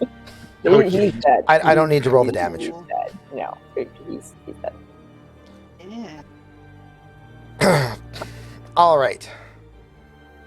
So, Archibald grabs the Hidozi and pulls his bleeding corpse up onto the pier, along with one of the other still bleeding out GIF. Everyone that is, floating in the ether, he's not going to go out there to rescue them. He's just going to let their bodies slowly drift out into space. And I'm going to as well, because I could grab them, but Yep. What I will grab is my partner's weapon, if it's floating around out here. Yep. You can grab one of those real quick. Uh, so the captain runs onto the pier really quickly, grabs a piece of paper and a pencil, and goes, "Thank you for the parting gifts. Lovely time. Have to leave. Goodbye." Folds it, puts it into the Hidozi's jacket,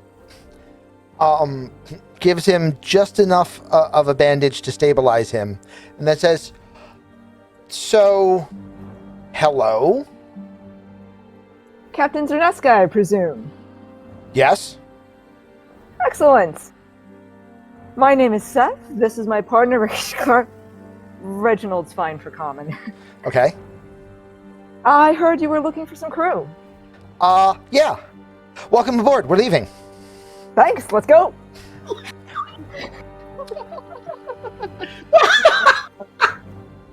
And everyone makes it onto the ship. That's easy. My favorite kind of job interview. In the words of Ghostbusters, "Oh, great, you're hired." Oh, good, you're right. Oh, Yeah. great, you're hired. Please. They cast off. The wings don't flutter per se on the ship, but you do see them kind of like hum and resonate and start to Nice. like twitch a little bit as Like almost vibrate. kind of, as the exceptionally old, exceptionally out of date, exceptionally no longer in production Dragonfly class Spelljammer leaves the dock and heads out into wild space. We're sailing! Oh, that would be Okay.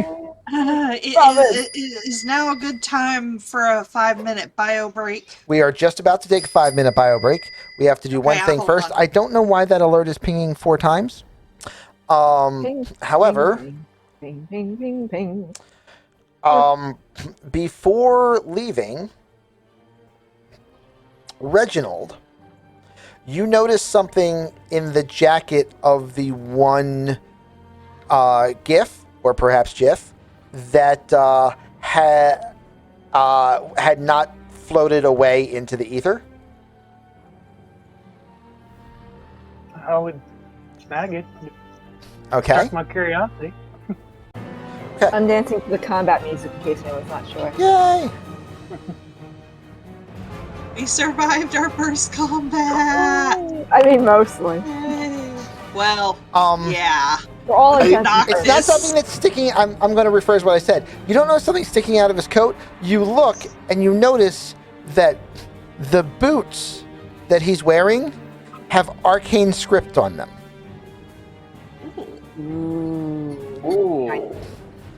So, really quickly, before leaving, you stop, unlace them, tug him out of his boots, and run onto the deck of the ship, literally carrying dead men's boots. It was a random Yes. roll. It's not my fault. Yes. Well, I mean, the other way, actually, the way that he would probably do it is probably look down, cut off both the feet with his gift gun, and then just take that. These are hippo feet. That would have taken longer. Not true. And Yeah. and the ship Big feet. leaves the rock, flying out into wild space. And right there is where we will Yay. take our 2-hour break. So everybody, we're going to get up. We're going to walk around for a second. We will be right back. But until then, everybody hang tight. As soon as we come back, if not everybody's back yet and you have questions for me or any of the other players in chat, feel free to direct them to everybody. But we are going to all disappear for a second. And we will see you all in just a minute. Let's not be on that. Let's get everybody inside the boat. In the boat. In the boat. Yeah, so I'm still outside the boat, kind of, sort of, because I'm kind of hitting the wall again, I guess. Where did I put you? Didn't I just grab you and In put the you in the boat. boat? Nope, In the nope. boat. Where are you Yeah, being? yeah, you got me in there now. Okay, good. I'm apparently sitting on top of a crate, which is awesome. I mean, that's fine. Oh yeah, that's perfectly cool. And the tradesmen are the most common. Yes. Tradesmen still exists. Tradesmen, galleon, star galleon, Shrike is the new one. Another ship that I'm not even going to mention yet because as soon as I do, Sadie's going to go insane. Let me guess, it's a dragon. No. The Elven No. Man of War. Yeah, there's a bunch. Okay. Is it shiny? Is it hamster shaped? It I is don't know. neither shiny nor hamster shaped. Oh. So, on this ship, the spelljamming helm is in fact. Oh, you know what? I just caught what he was saying. Yes, that would not be where the food would be prepared. Yeah, this is where it is. So this is the prep area up front, and then that's the stores, and then that's eating. That makes a lot more sense. I don't know what this room is for, but it's okay. I've locked it, so you can't get in there anyway. Yeah, it's good. That's where we keep the special ration. Don't be naughty. Might end up in there. Yeah. On this boat, the captain's chair is in fact the spelljamming helm. Whenever you finally make it to the bridge of the ship, you will see that it is a ornate stone chair. It is carved to look like braided material, but that's all just etched into the stone. The entire chair is made of stone. Okay. When someone who is attuned to it and is a spellcaster sits in the chair, it will glow a brilliant blue color in between the cords of the carving of the chair. And at that point, the spelljamming helm is active, and the navigator will direct the ship towards wherever it's going to go. The way spelljamming helms work is so long as the navigator is in the chair, the ship will continue to move at full speed. When the navigator is not in the chair, the ship will slow down, eventually coming to a dead speed. Travel through space is exceptionally fast, so it will maintain a speed.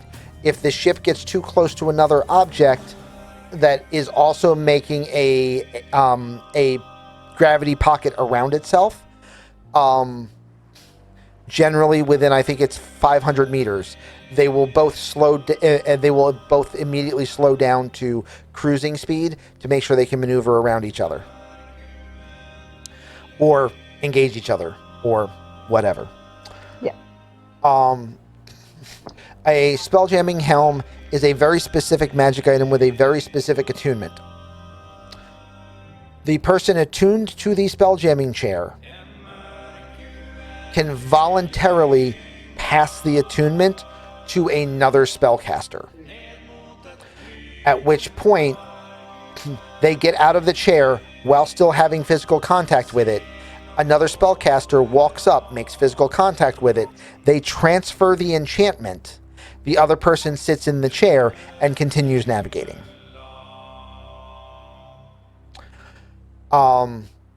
That is the 5th edition way to get around how attunement works. And the fact that you don't want to necessarily wait an hour to be able to pilot away from a problem. Right. If your navigator is kaput. If your navigator is kaput, there are other ways to try to get attunement faster. But the easiest way is with the navigator passing off the enchantment. So if they're not quite kaput. If they're semi-kaput. Yeah. If they sense that they are about to kaput. All spelljamming ships, like all nautical vessels, have unique quirks and attributes to them because all ships are like considered alive even though they're not. But they are, but they're not. But it's supernatural. But it's superstition. Sure. But shut up. The one thing you have noticed from sailing this... ships are she's. Yes. The one thing you have noticed from the Wandering Glider is that the wings constantly hum. Now, Okay. the sound the wings hum at seems to change, almost like it might be singing to itself, although obviously that's impossible because ships aren't sentient. But it's one of those weird quirks that happens in ships as they age, and this one just gives itself a merry little tune.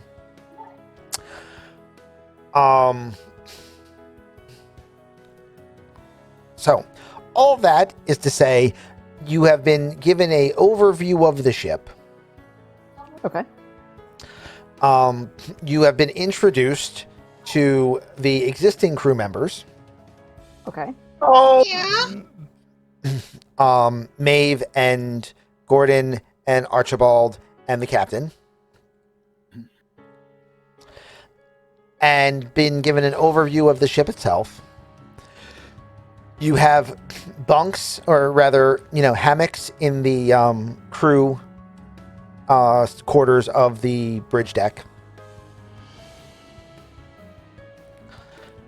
And you have several weeks to get to know each other before Okay. anything important happens.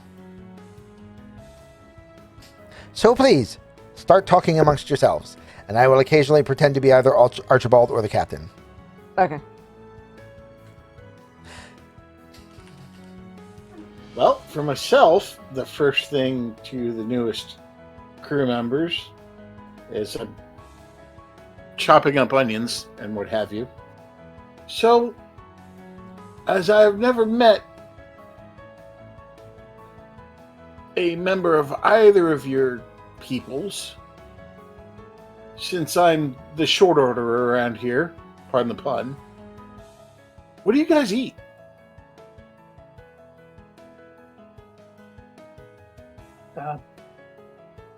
Usually flesh, sometimes vegetable. He usually eats meat.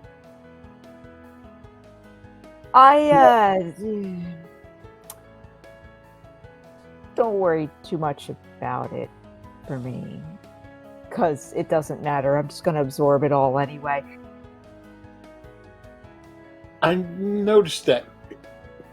Do you experience taste? Yes.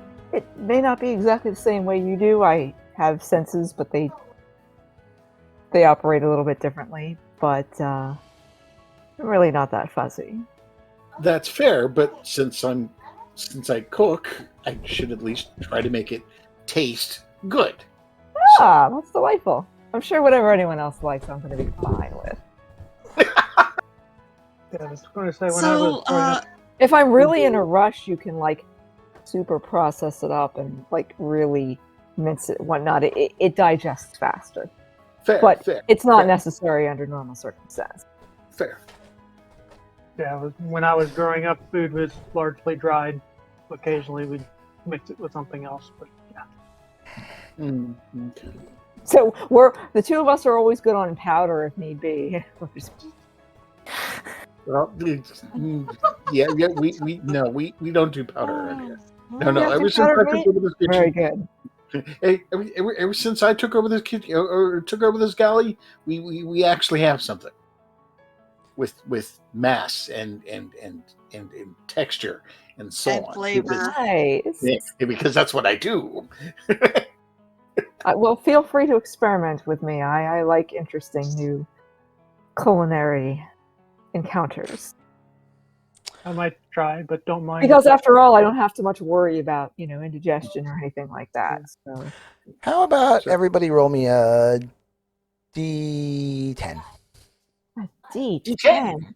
Why, I'd D10. love to. Which We'll roll one? a D10. It's Roll a this D10 one. for you. Oh, that's a 9. It's That's a somehow 5. hard for me to identify it That's a 6. Ah. when it's just a flat picture. I don't know why. Would you like to know a secret? Secret? Well, I know if you roll over it, it'll tell you which one it is. Well, not only that, they're in numerical order. Yes, I realized. So that it's as well. 4, 6, 8, 10, 12, 20, 100. Yes, I do know. Oh. I never noticed that. I did notice. 4, 6, 8, 10, 12, 20, 100. Right. So- Okay. No 30? No, there's no D31, unfortunately. Anybody D30s else exist. remember I used to D30? own them, but they're not practical. Yeah, there's no point in them. No. There's been no point in them since the end of first edition, because in first edition, fireballs did 5d6, which is why someone came up with a 30-sided die and called it a dragon die. A dragon die. Fun fact. That's why we got 30-sided dice. And then they made it 6d6, and it didn't work anymore.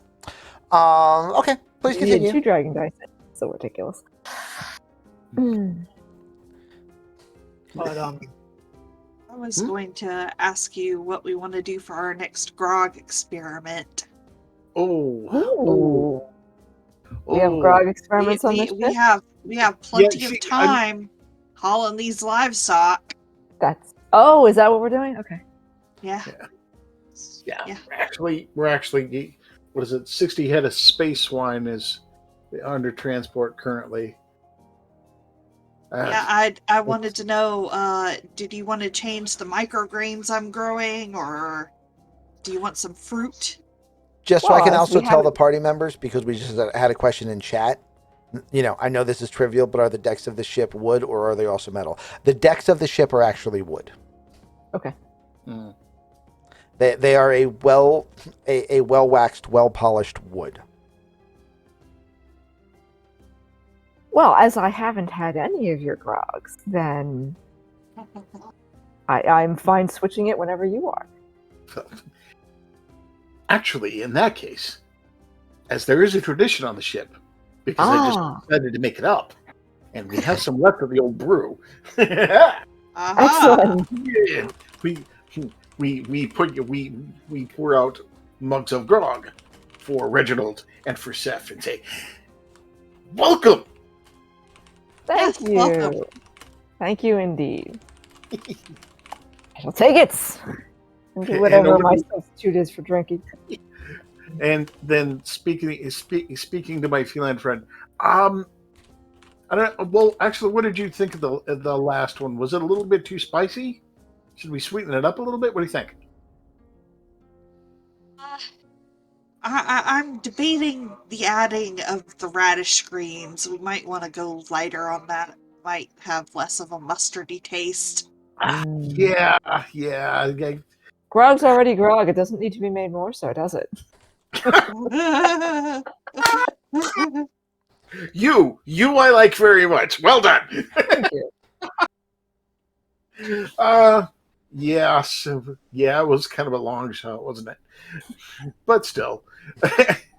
If you have Yeah, all the time for the experimentation, why not? I think we need How to. long have you two served on this ship anyway? About a year, maybe? Space time is so hard to tell. Indeed. What we rolling for? Are we rolling? I saw dice. Rolling. I was curious. I saw dice.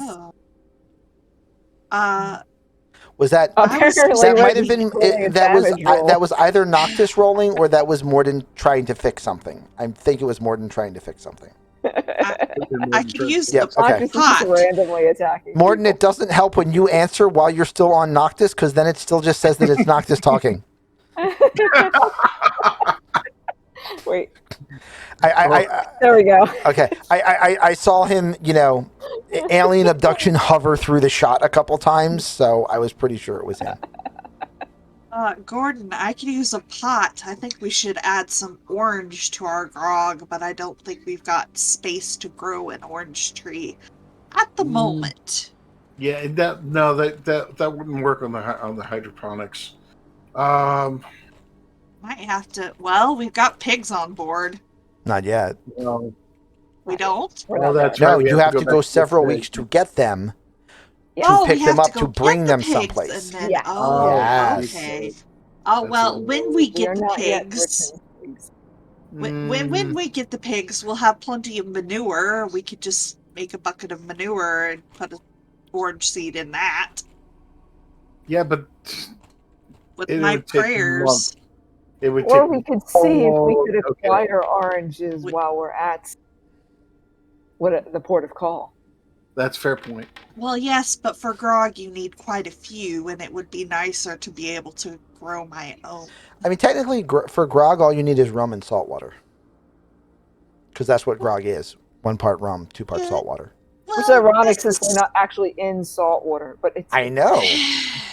So it's 1 part rum, 2 parts air, which I think is much stronger.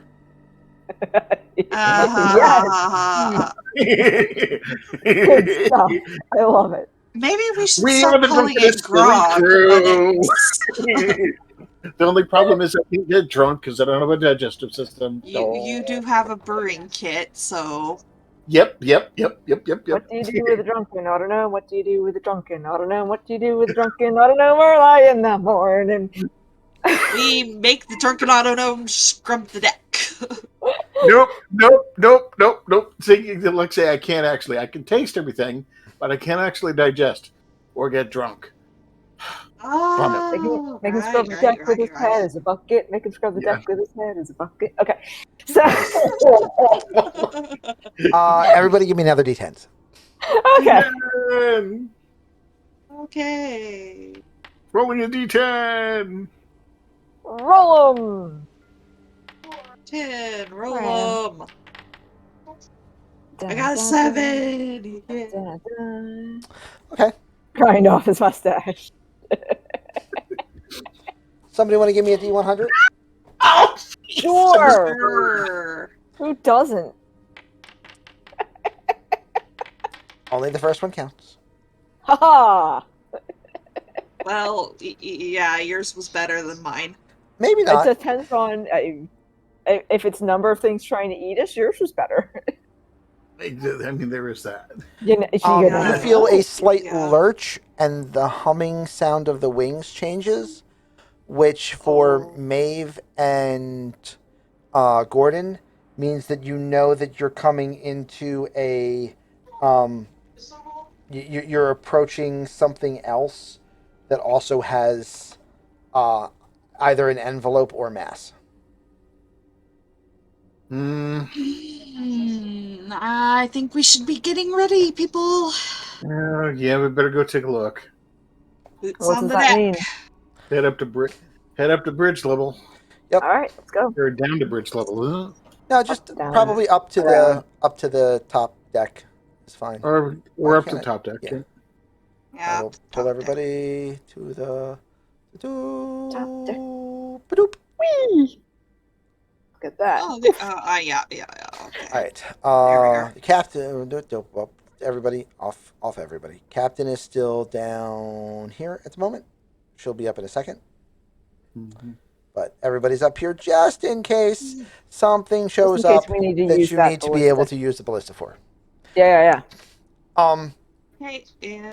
The nebulous identity of astral space comes back into something that is easier for your senses to perceive. And you see about 1 kilometer away 3 very large, very slow moving silhouettes. Okay. Quick out? Whales? They are Kindori, which is space whales. Yes.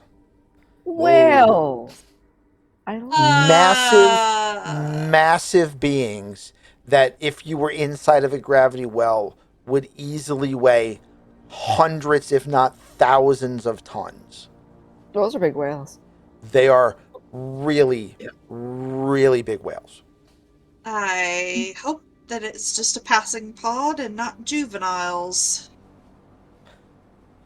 Oh, Yeah. are space whales like regular whales? I mean, they shouldn't be that aggressive, right? Generally not, Okay. unless, things happen. Unless They're something's going on. generally not aggressive. He's I may looking be at checking a it. I'm system. worried. Every time the GM looks at a screen. No Yeah. reason to be concerned. Just somebody just roll me a d6. It's no problem. First one up counts. All right. I'll do it. Okay. Oops. So, you continue sailing at the speed that the ship has slowed down to because they are within a kilometer. Right. They are slowly heading your direction. You are slowly heading their direction. 10 or 15 minutes pass, and you're now at about 500 meters apart, Okay. which is to say about a whale's length apart. Okay. They're that big. They're huge. However, I would very much like for anyone that is currently like staring at the whales, I would very much like an investigation check. Okie doke. Hey, think I can do that. Investigation. Yeah, an investigation check. Not me, Investigation. not me. There I am. That's a good roll. Happy about that. Okay. Ooh,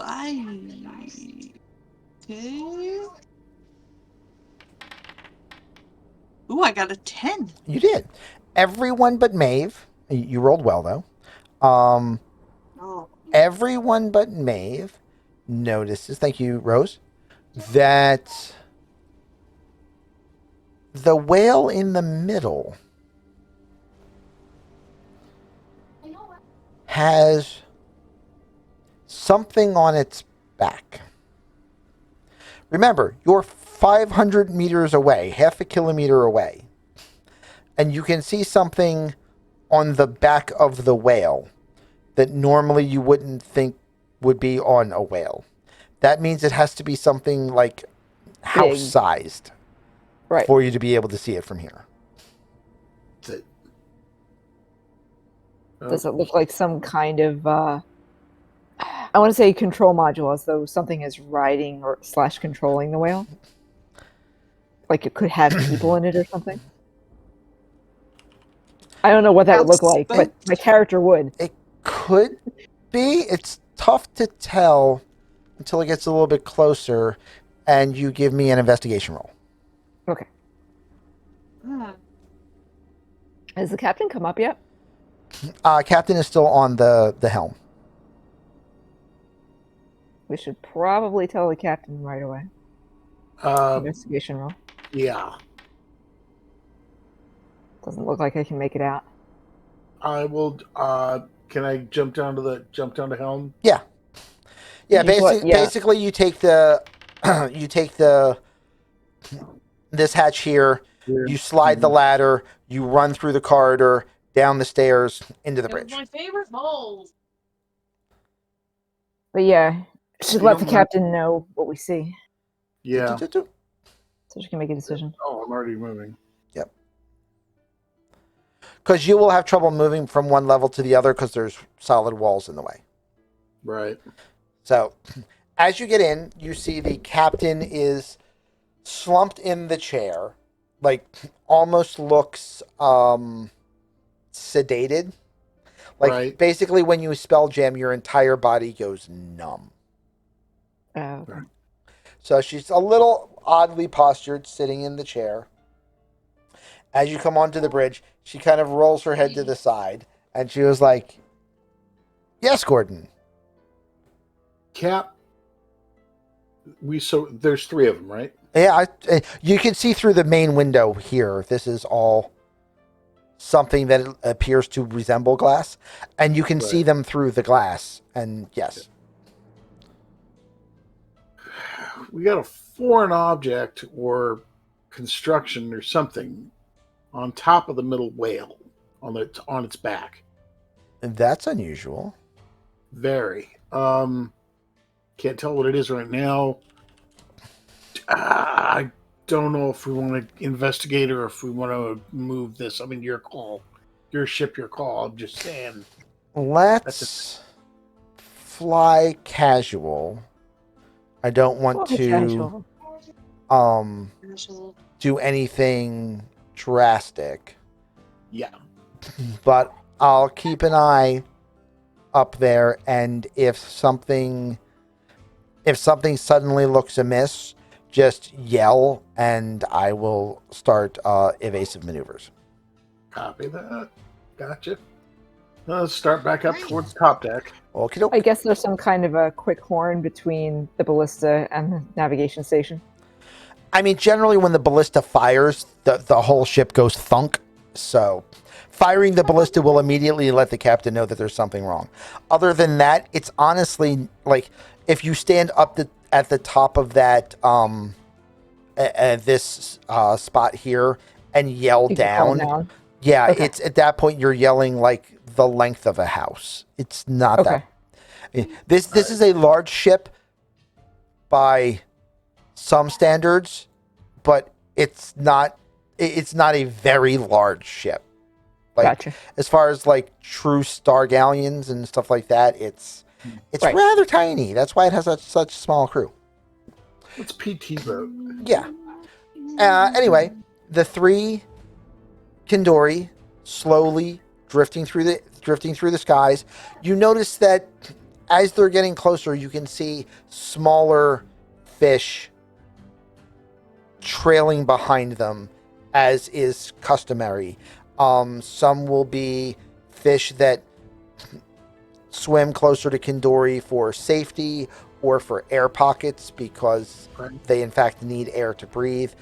Some will be scavers, which are space sharks that in fact feed on those other fish.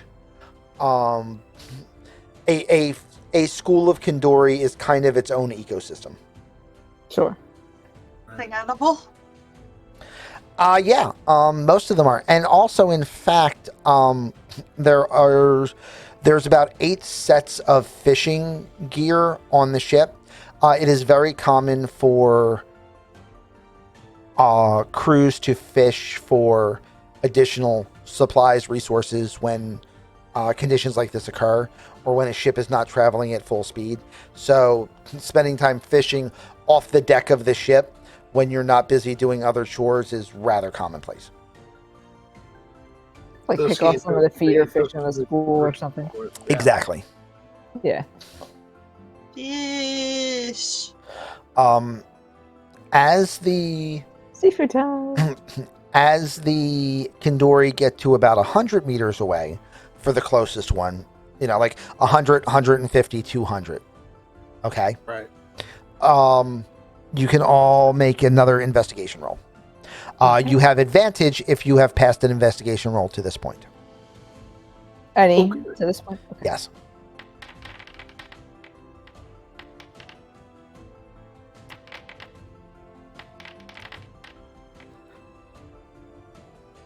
Seth, Gordon, and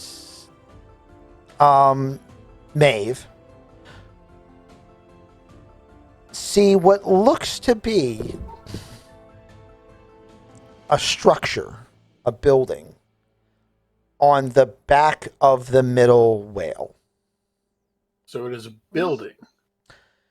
It appears to be a structure made out of like larger whalebone, like scaver, and like larger fish bones, like scaver or whale, with stretches of material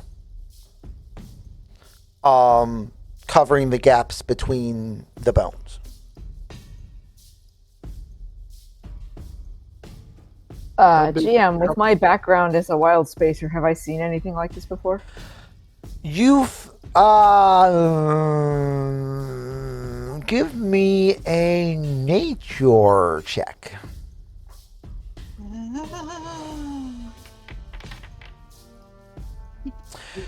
You have heard but never seen rumors of things living in or on Kindori. Okay. One such rumor is that there are bone ships, which are basically giant sailing vessels made from the corpses of Kindori.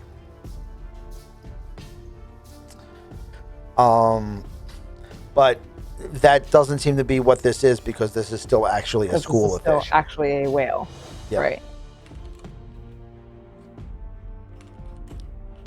don't think I would like to be on the back of a whale, because you're kind of at the mercy of wherever it decides to go.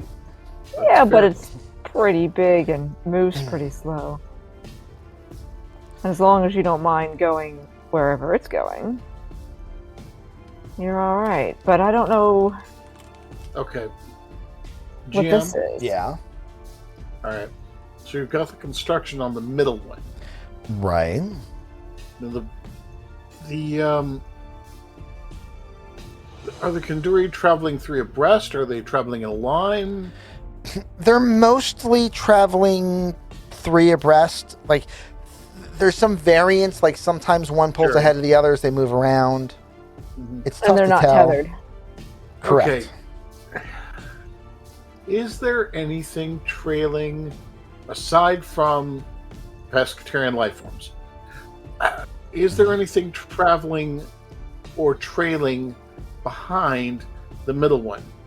Example, Spelljammer. Maybe trailing nets. Anything like that. No. But the structure's only about house size, right? So it's not like there's a whole village on these whales. Correct. It would just be one structure. What the heck is going on here? Oh, well, I mean, there- I could see people living on whales, but you would think it would be a larger unit than that at that point. Yeah, it'd still be a Unless micro. they're just using them for transportation. You see, as you get to just about 50 or 60 meters from the closest, 100 from the one in the middle, you see a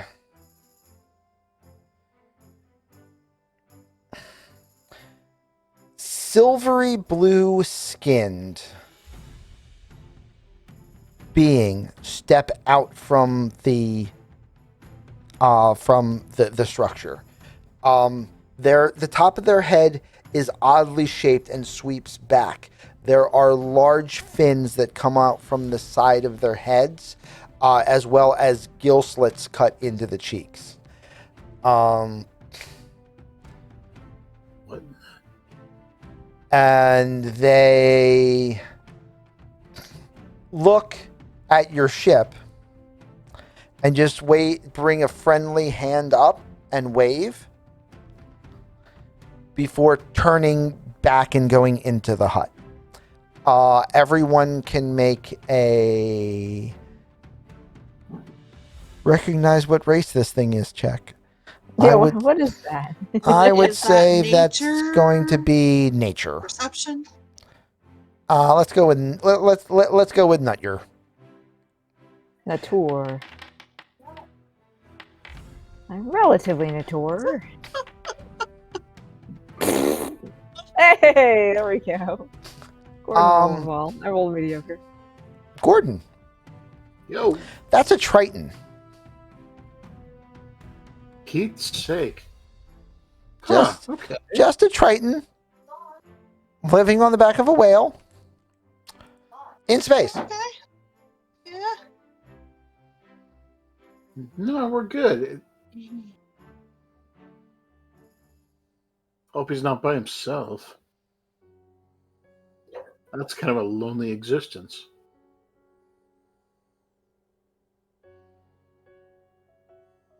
Triton.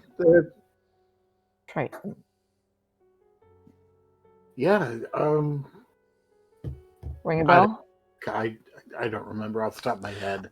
Triton are a generally seafaring race. Mhm. Okay. They live in the wild spheres of many different realm spaces throughout the Astral Sea. Generally, they don't leave their individual world. With a wild space is an area where what we consider material reality and the Astral Sea kind of blend, and then worlds exist within that wild space. Generally, they don't leave their worlds, and if they do, they generally don't venture out into wild space because most Tritons don't consider the Astral Sea to be a sea because they are sea-based creatures. Thus, they consider Right. the sea to be the sea, To be the and they sea. consider this not sea. So seeing Tritons in the Astral Sea is exceptionally rare. So seeing a single one isn't unusual. Seeing a single one living in a hut on the back of a whale, that ticks towards unusual. Well, that's something you don't see every day. Yeah, it really isn't. I want to say I don't think we engaged. I mean, he went back in. Rescue. No, actually, he didn't. He looked like he was fine. You just waved, right? Yeah. Yeah. Walked Waved out, and went back looked in at the your house. ship. You saw him do something with his hand for a second, looked at your ship more, waved, and then just walked back into his ship. Okay. Well, Yep, I'm going to he's fine. bring. We should bring the report back to the captain anyway. Okay. To let her know what's going on. Yeah. Are you going to run down to the captain? Yeah. Okay. And swoosh. Swoosh. It's just a Triton on the back of a whale, my There lady. appears to be a Triton living on the back of that whale. Something you don't Really? see every day. That's He kind of peculiar. walked out, he waved in a friendly fashion and went back inside. Do you think we should try to approach to barter for supplies and or do some fishing, or do you think we should just keep moving on? To be honest, I haven't dealt much with Tritons, whale living or otherwise. I haven't too much either. You guys need some fish? I think we're okay on stores. You know what? This is really unusual. I mean, I see no Normally, particular need. normally I'm for curious. them, but Normally, I'd be curious about things like this, but I think we ought to just go on with our bad selves. Okay. I'm tempted. no I'm tempted particular need to bother him. leave him be. Yeah, Yeah. sometimes minding just his own business. sometimes just leave people be. It is the best course of action. Okay. So, Ships that pass in the night, you know. literally, legitimately, ships that pass in the night, they cross. Once they get to about 700, 800 meters apart, heading in opposite directions, you feel the ship begin to accelerate again, and quickly it again reaches full speed through astral space. Right? Mm-hmm.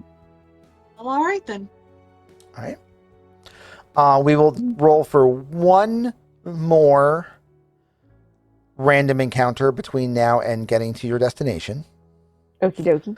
which is everyone roll me a d8. 8.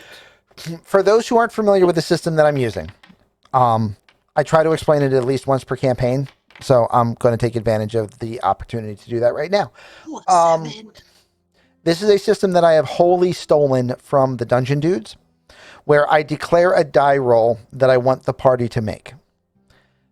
If rolls of 1 come up, something bad occurs, and the more 1s, the more bad. If a 10 occurs, a positive encounter is available. The more 10s, the more better. If it's a mix of 1 and 10s, it's a negative encounter that can have a positive outcome. I would like to point out 10s were not possible. Not Well, this time. max numbers. Maxes. Okay. Minimum numbers are fails. Maximum numbers are Right. goods. Right. And generally, I will have you roll twice. If it's a average chance, I will have you roll twice a die that is twice the size of the party. In the case of you guys, D8s. In the Tuesday campaign, D10s. If it is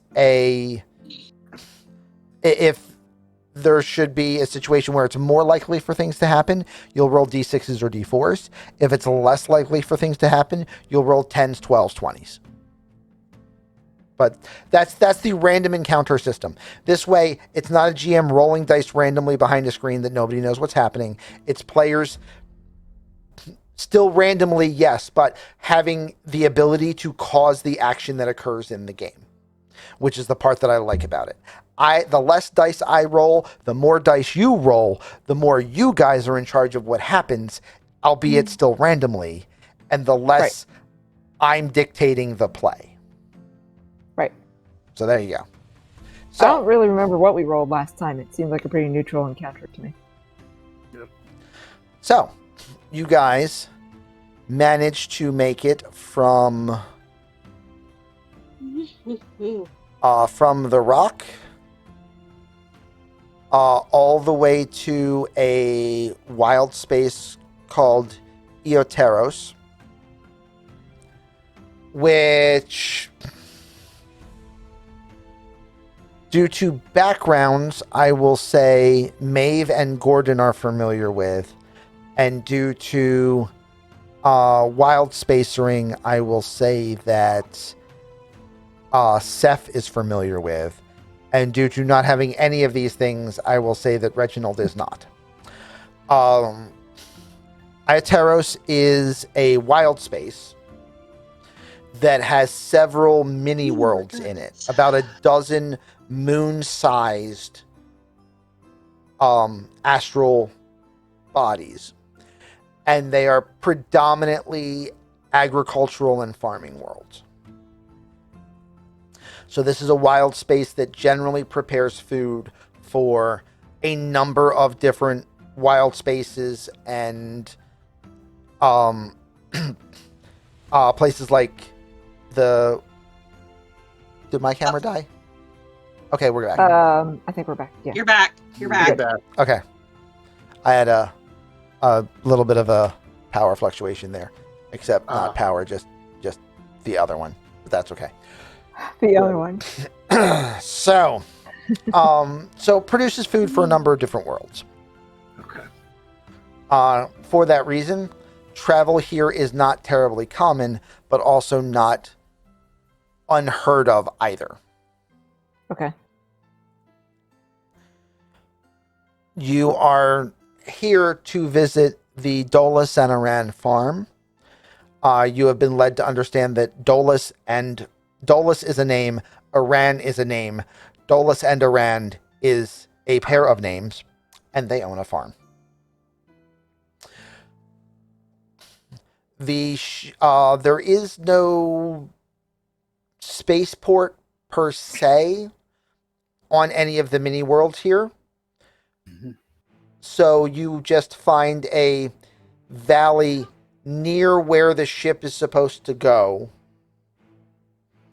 where the ship puts down, and, you know, the legs rock and creak slightly under the weight of the ship.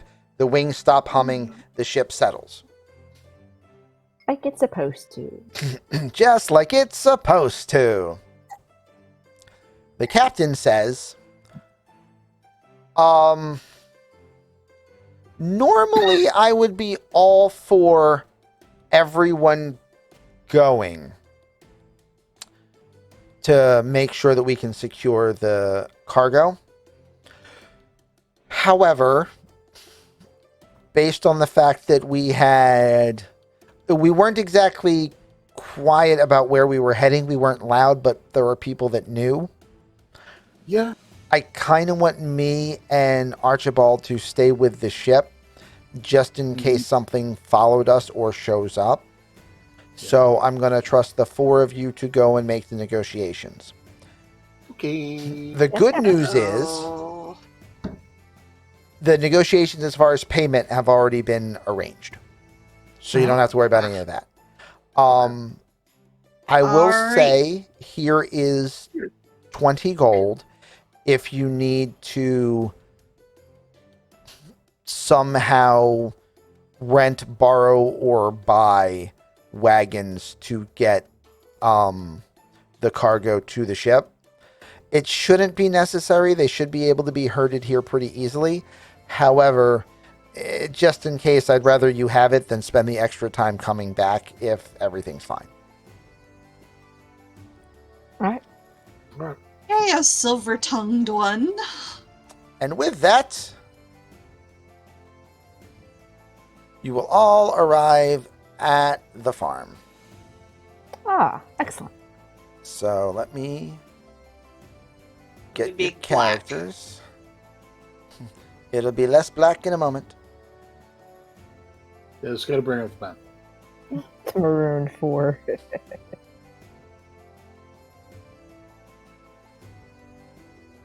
Oh, very nice. Ah, pleasant.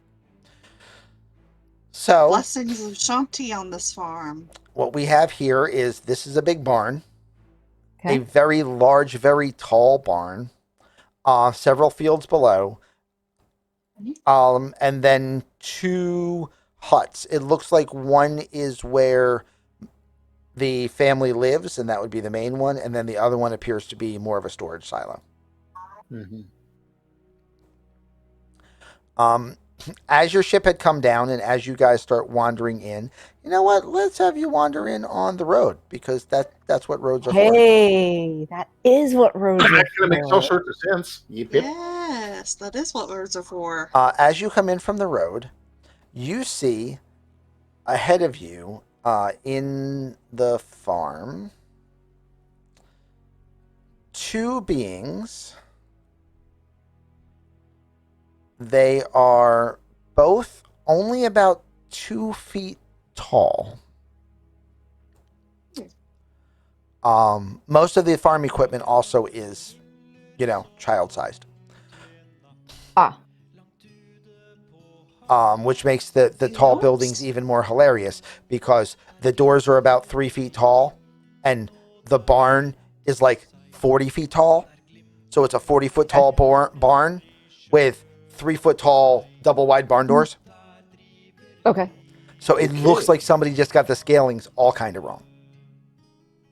Then I make sure that my form looks, somewhat similarly diminutive and unimposing. Okie doke.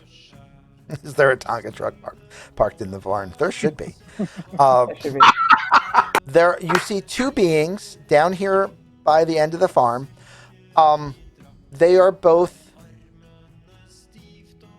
what are called Dowar. Dowar are a race of sentient, spacefaring, seafaring, take your pick, penguins. Oh my god, they're adorbs.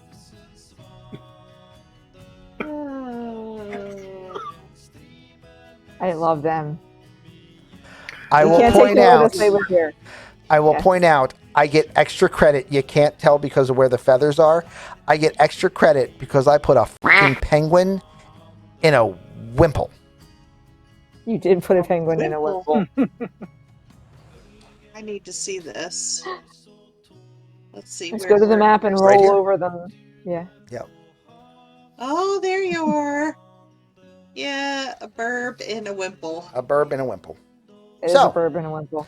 As they see you guys coming down the road, the wimpled one The wimpled nudges one. the other one in the shoulder with a flipper hand.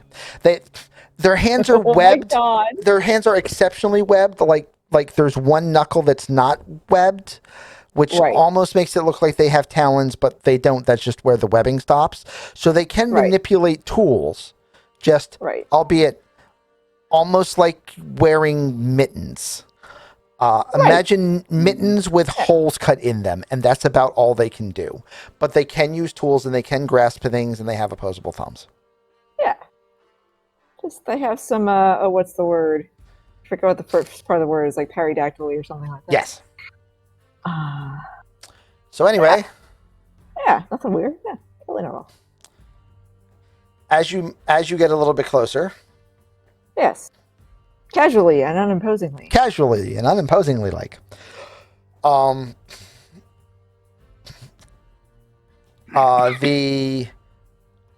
the male one waves with his I'll flipper wave back. and says, What a coincidence! My limb looks very much like a flipper. right, and says, "Hello, Good morning, or whatever time of day it is. I believe that is still accurate. But I was saying to the GM whatever time it is. Yeah. We are here to make a pickup. I'm with, and I give whatever the appropriate trade information is. Just the captain's name is usually fine. Okay. They would be told who was coming to pick it up, the shipment. I figured that. Yeah. That's why I just announced normally. Yes, we're with Captain Zerneska. Ah, yes. Well,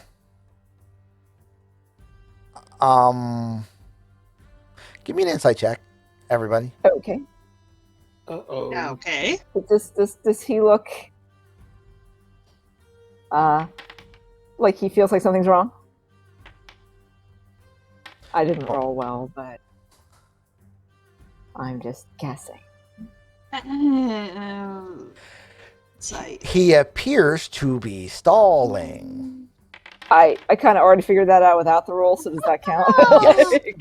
Yeah. I got a 24. Nice. Wow. So for Maeve, he appears to be stalling and nervous. Yes, I guess yes. I'm going to have to, The shipment. Yes. Yes. Is something wrong? Yes. Yes. What might that be? And the woman speaks It's up all and right. says, "You might as well tell them, Dolus. They're going to figure it out sooner or later. They're already here. I said It's you all should have right, sent them a just do it." message, but you didn't want to listen, and you wanted to wait until they arrived." Yes. What Aaron is trying to say is, there have been. Well, why don't we go in the house and we'll discuss it in the house? That's fine. I don't have it inside the house. We'll just play along. Okay. Yeah. It's cool. Okay. Yep. Hospitality, yes. Yeah. Boom. Over here. We're in the house, except that we're not in the house because I don't have a map for in the house. So screw it. But we're in the house. But we're in the house. We'll That's pretend all we're in right. the house. I say soothingly, it's all right. Just let us know what the problem is. Well, the problem is we've had a big problem recently with bandits, and it's not just us; it's everybody. You can ask anybody in the valley. Everybody's been having problems with them. I believe you. And about 3 or 4 days ago, in the middle of the night, they came in and they stole the herd out of the barn. Oh. That is most unfortunate. That does make things difficult. Well, So and everybody's been having problems. A lot of the families have just packed up and left, and they've gone to other farm worlds. But we're stubborn and we're gonna stay. Bad? Yeah, it's been really bad. Do you have any idea how many bandits there are? I don't know. I do know that. Well, I'm not going to say that he's leading the bandits because I can't say for sure that he is involved. But it seems suspicious to me that there's a off-worlder that showed up and was interested in buying up people's farms, and then after people started not agreeing to sell out their farms, then there was bandits that showed up and started making life convenient. difficult for people that weren't selling out their farms. Convenient indeed. So who is this off-worlder? He's a dwarf named Amron Silveraxe. Amron Silveraxe. Do either of you know anything about this gentleman? I'm talking to our established crewmates. Anybody that wants to can roll either an investigation check or just an intelligence check. Okay. Far off investigation. I mean, I will If this has anything to do with what I think I it don't know. needs. I know I don't know.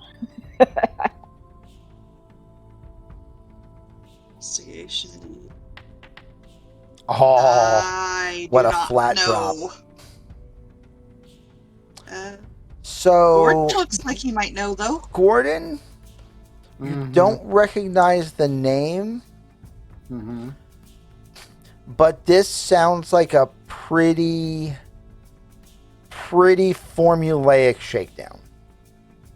Yeah. Oh yeah, Yeah, it really does. obviously is. Have we done business with the farmers on this world before? I assume you're asking Gordon, me. Gordon. Yeah. Yes. Yeah. Oh, Yes. yes. You guys know that they Yeah. have. It's again the if not these specific farmers, then definitely some in this wild space. Mhm. It's So- also not uncommon for ships that are low on supplies and in this region of space to kind of like do a flyby and try to just buy some supplies. Like this is a fairly, it's not a high trade area, but it's an area that's easy enough to get to that it is frequented by travelers from the Astral Sea. So this is a space that would mean something to ships like ourselves and whatnot. This Right. is a good, Yeah, good and this- business space, whatever. It definitely sounds like this Amron guy is trying to corner a market. Hmm. So you suppose the captain would prefer us to do something about this situation?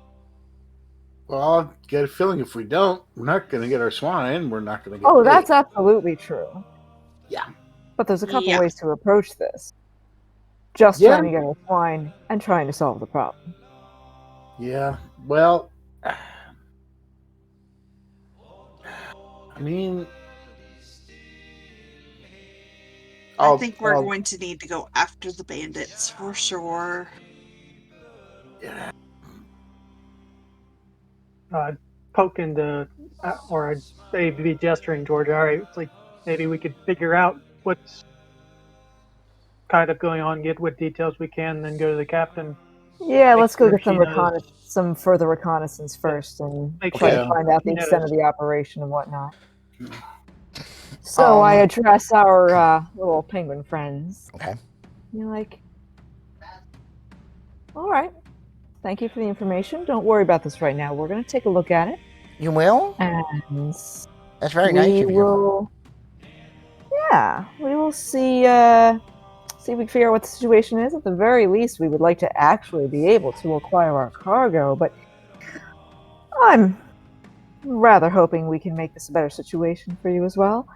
I suppose we might get a little bit of a discount off of this trip, though, if we manage to solve the problem with any great benefit to you. I mean, we don't have much, but we would be I know. very thankful. Yeah. All right. Let's go take a look, guys. See what we can find out. Do you have any information about any direction that either this dwarf or these bandits have come or gone? I don't know. I mean, the only thing I would say is you can only there's a village not too far away, like a town, that's kind of in the central of a whole bunch of the farmsteaders. So you could always try there. They might have some more information, or you could try to visit some of the other farmsteaders and you know, maybe see if anybody else knows anything more than I know. Because I mean, I don't even farm that often. I mean, I can't even see over the fence. All right. Thank you, my friend. We'll see what we can do. Okay. Let's go. All right, party. What's your plan?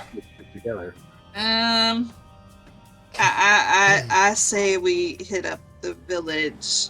Maybe we can run into the dwarf. Obviously, he needs to be questioned. If nothing else. You know, just because he's an off-worlder doesn't mean it's necessarily him, but... Right, Oh, not exactly. I necessarily. mean, you guys are off-worlders, and you're not the problem. I think. It's true. But I would Kinda also think- like to know if anybody has an idea of what numbers of bandits and whatnot we're talking about Right. before we confront their possible leader. Yeah. I mean, it's not a bad idea. I'm sure you'll be fine. Yeah, just going guns blazing. Yeah. It always works. Yeah, that always works. It's fine. So if there are any other Parties never die at farmsteads level that are- 1. You'll be okay. Yeah. So if there are any other farmsteads that are even reasonably on the way towards the town, we can ask around a little bit first if anyone's seen anything more specific.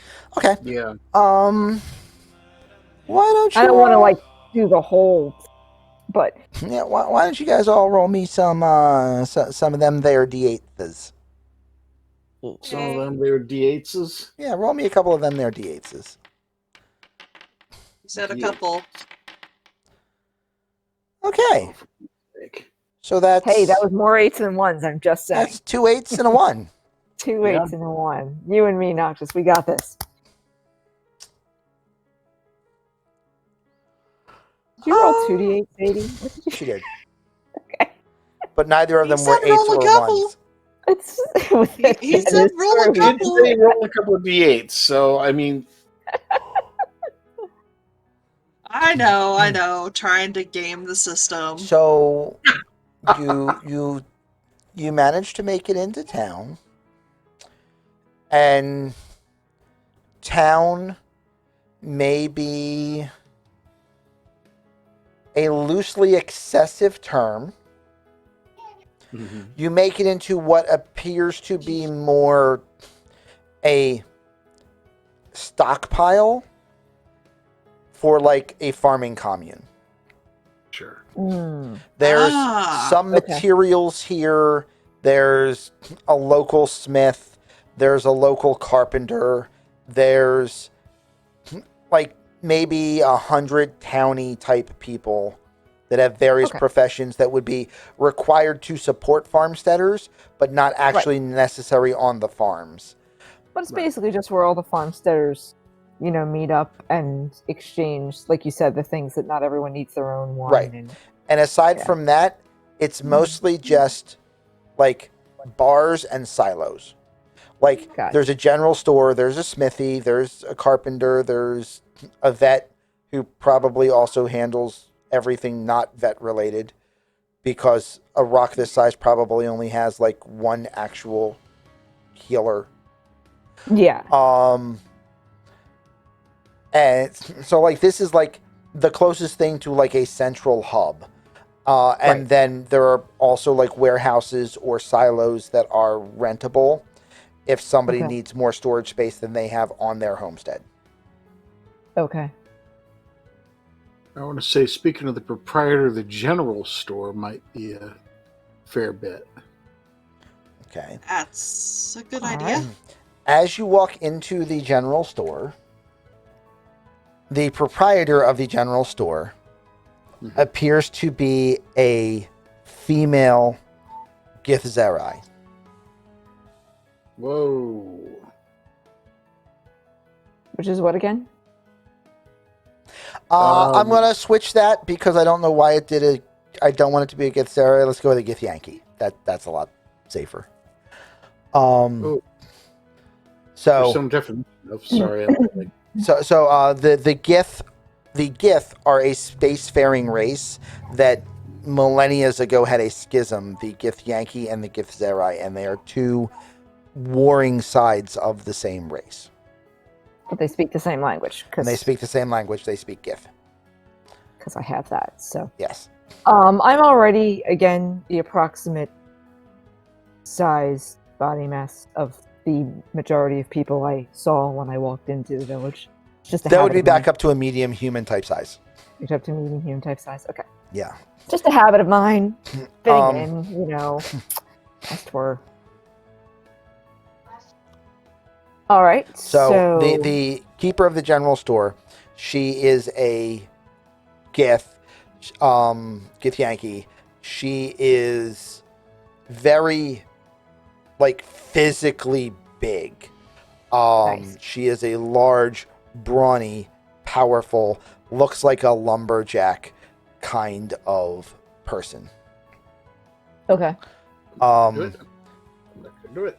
And she is standing on the other side of the counter having a conversation with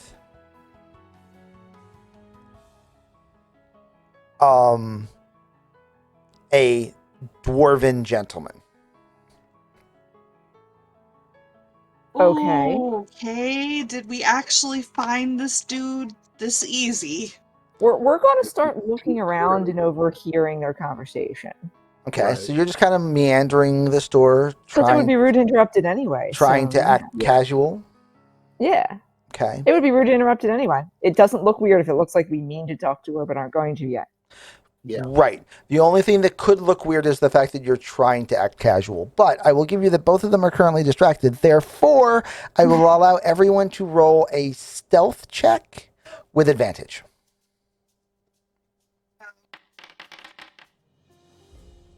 That's a stealth check. Yep. That was a 20. Yep. Stealth check with advantage, you said, yes? Correct. 16. I already Good have thing, stealth. Noctis. 20. 20. Ha ha. Nobody saw anybody come in. No chunks. Nobody knows that anything's going on. As far as they know, they are the only two in the store. Okay. I mean, it's a store. It wouldn't be weird for us being here anyway, but at least this way they don't even As a see us. cat, I Yeah. am actually naturally stealthy. Instead of being like an 8-foot tall dragonoid. You actually have a bonus And to as a plasmoid, Ari is able to find a bucket and pretends to be a pool of water. I actually could. You actually could. That's the problem. You actually could. I am blending in with the wood. I would say shadows, but I'm kind of orange. There are going to be shadows. Probably even stripy ones. There's a general store. There's all kinds of weird stuff in here. There is. All right, so Where now that we is are that securely hidden, we can just sit here and listen to them. I know I put it in the chat so I could find it later. Yeah, There it the is. name? Yeah. The name, yeah. I I don't was care looking for it. how much you give me, Amron. I'm not selling the store. That's obviously the Gift Yankee speaking. Yes, obviously, yes.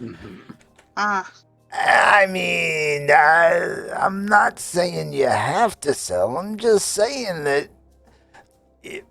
there's been a lot of people selling recently, and that generally is going to mean that prices are going to start going down because lots of new owners and property values, and nobody knows what's going on. So I'm just saying that if you were looking to try to get the most you could from the store, you want to act fast because you're going to start getting less as time goes on. I'm not going to get less because I'm not selling. Because I'm not selling you my store. So it doesn't matter how much the price drops because I'm not selling. Because I'm not selling you my store. I can say it again. If you missed it the first 19 times. But I'm not selling my store. I mean, the Atkins said that about their farm, and now they're gone. The Atkins aren't gone. Somebody burned down their barn.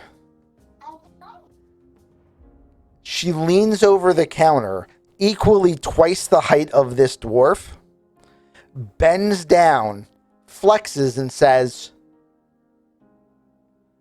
"Do you want to see if my store's fireproof?" I'm not here to cause problems. I'm just trying to make some business. It doesn't matter to me if you don't want to sell. I'm just making an offer. The offer has been received. The offer has been told no. And the offer should probably leave before I break its legs.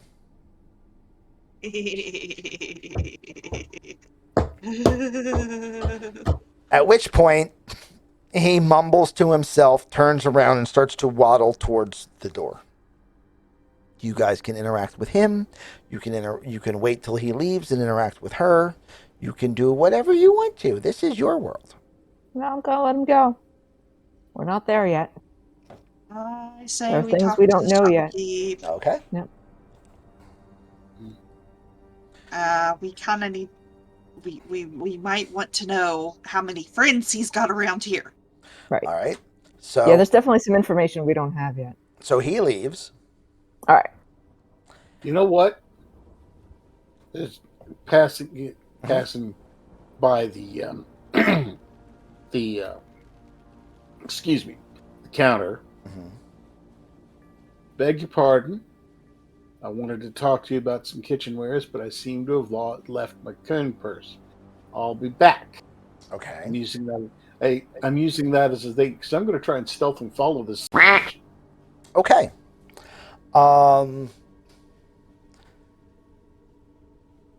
Give me a stealth check, and we will. I'll talk with the three of them, and then bounce back to you in a second. Okay, stealth check incoming. I was gonna That's say, 20. Nice. I see him 24, go out sorry. the door. Yep. I will be behind him. Okay. Okay. I guess we're staying to All talk right. to So we the got shopkeep. 2 and 2. Okay. Noctis, Let the party Reginald, give me a stealth check to be able to hide from Gordon Not- hiding from the dwarf. And I will be changing my color. Okay. So that would give you Nice. advantage, or is it just a bonus? I think it's advantage. Okay. Well, then you can roll again. Let me double check. It's our first time using the race in, Yeah. 31 I've years. probably So seen him do this before. Giving you advantage on stealth rolls. okay. So yeah. So you get to roll again. You know you have at least an 11 total. I'm pretty sure you can do better. 13. Not much better, but better. All right. So, we will start with the two people that are still in the bars. Okay. In the stores. You're still in the All stores. right. So, So I will come out okay. and go up and greet the shopkeeper with a nice, proper Githian greeting. Okay. So you're speaking in Gith. Just for a greeting. Okay. And then I will switch to common because I assume not everyone speaks. No. I'm So, going to move out of the shadows and okay. also offer my own form of greeting, which would be blessings of Shanti on this shop. Nice. So, what brings the two of you around? Oh, we kind of were. Actually, we're here to pick up some pigs that seem to have gone missing. Oh, the Dulles and Aran farm? That'd be right. Yeah. Did you hear about that? I mean, small town. Not much to talk about except for when Sure. things go bad. How's business going for you? Not much to talk about except for when things go bad. There's been a lot of bandit activity, which, I mean, on one hand, actually is not the worst for me because when things break, I sell more. You make money on But- selling replacements, But sure. also is bad for me because when that many things are breaking, I don't have them all, and also people can't replace them all. You Right. can't afford to replace them all. Uh, Yeah, it's funny how bandits just appear in a place like this, isn't it? Isn't it? Isn't it just? Isn't it? yes, isn't Isn't it? just? They had to get here from somewhere, and that somewhere wasn't here. But nobody seems to know That's how or true. where. Interesting. You wouldn't happen to have any inkling of how many there are. Roll me a persuasion check. And I'm a suck. It could be worse. Okay. Persuasion. Yeah, 0. That's what I thought. I always get a delay on 10. seeing people's rolls. Um, Well, it takes me a little while to find the button. Yeah. I'm not. No, I mean I get a delay on seeing people's rolls. Sometimes it's weird. so, I mean, it's tough to say for sure. I would say maybe, definitely a dozen. Probably more. probably not as many as 2 dozen. Okay. But there's definitely a lot of bandit activity, and they ain't locals, because I know all the locals, How or at long least I have knew you... all the locals. Right. Yeah, they mentioned that some people had already had to leave on account of the bandit. How long have you been here? How long have you had shop here? Um, about 8 or 9 years. Well, you've been around for a little while. You know the people around here, you know the business. Yeah. What, this is a pretty balanced business of farmers and whatnot, you'd say? Like, Yeah, I mean, pretty it's just normal. a bunch of homesteaders, and then what little transactions come into town. But it's just one of those microsystems that pretty much takes care of itself, and then makes enough to be able to, ship goods off world. So, I guess the real question is, and I have forgotten the dwarf's name already. This is ridiculous. I'm so bad with names. It's fine. So I guess the real question is, what about this place would make someone like this dwarven gentleman want to take the entire thing over? I have no idea. We've all been trying to figure it out. None of it makes any sense. Because that's the thing. I mean, it doesn't seem like a bunch of small farms and their related businesses all bought up together would be of any particular profit for somebody with that kind of ability to bully the situation. Let's be frank.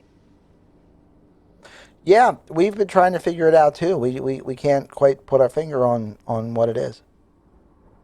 There's got to be something more than just these farms and everything that he's after. This is not what people do to try and take over.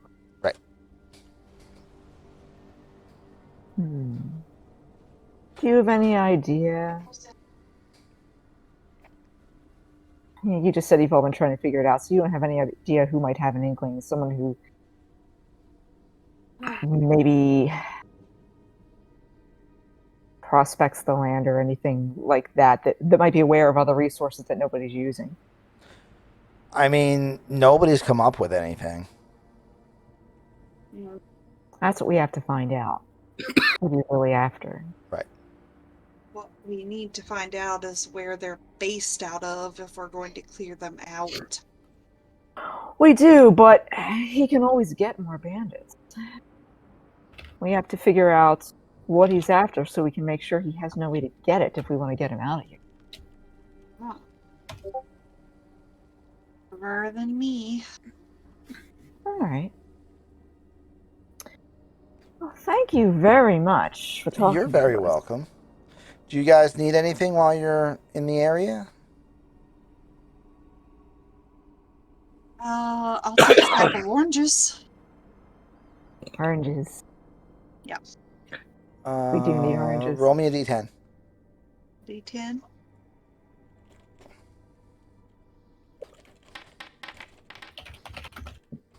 A 9, no, a 6. 6. Okay. Roll a d6. Okay.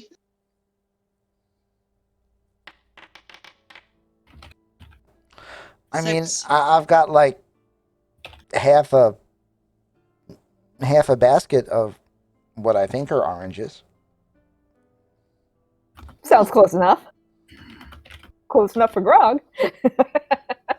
Well, if they smell like They're citrus. Yeah, they're definitely citrus. It's like, and they are Citrus. somewhere in that family, but so many species, so many worlds, so many. Yeah. A lot of times lines get really blurred. Oh yeah.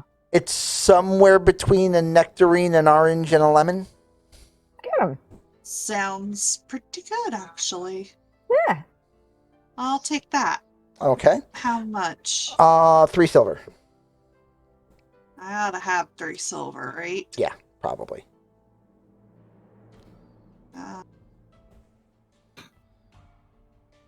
Well, it doesn't say that I have 3 silver. I'm pretty sure you did have 10 gold, so we'll do that. Yeah, I'm sure There you he's go. got a little bit. Okay. And I am now the owner of half a basket of citrus. Congratulations. go. Of random citrus. Random citrus. Random citrus. Yep. What is the range of Reg's telepathy, and does he have to initiate it? The answer to the second part is yes. Okay. Okay, so now we're going to see what happened with them. Right? Yep. Yeah, we'll just have to figure out where they want to rendezvous with us, but they'll find us. All right, so we're going to bounce off of these two and bounce into these two for a second. All right, gentlemen. You are a gentleman following a dwarf. Who is not a gentleman. Who is not a gentleman. Nope, not In even. fact, a scurvy We're back in a rogue. couple seconds. So, Once we get out the likewise, door, back I in a couple will. seconds. Yeah, once we get out the door, I will initiate mental contact with Archibald, okay. and I'm right behind you. Okay, as I don't know if I can. Yeah, I You have can communicate literally no back. idea. Yes. I can. The Korean communication goes both ways, mostly because they can't speak any other language. Okay, so I can think it and he'll hear it. Yes. Is that what I'm hearing? Yes. Yeah, and I would advise him of all that. I appreciate you backing me up. Let's try to basically flank this a little bit. I suspect you would have a better chance of seeing somebody coming from the side than I would. But I want to see this guy. I've got a feeling. So, objective is going to be stay back a few feet so I don't get caught by him. But I don't want to see if he meets up with anybody. Okay. Give me, because you've been good so far, give me a stealth check with advantage. Stealth check with advantage. 5. 21. Yeah, we like. Pretty advantageous.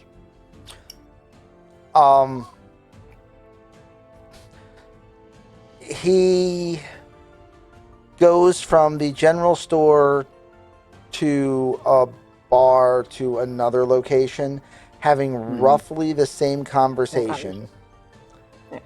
And after about 15 minutes, walks up to a hitched pony and jumps on top and starts to ride out of town.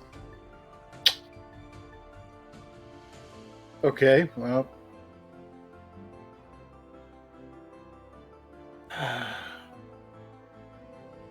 I can't keep up with the pony. I mean, you probably could, but you'd have to be hoofing it and obvious.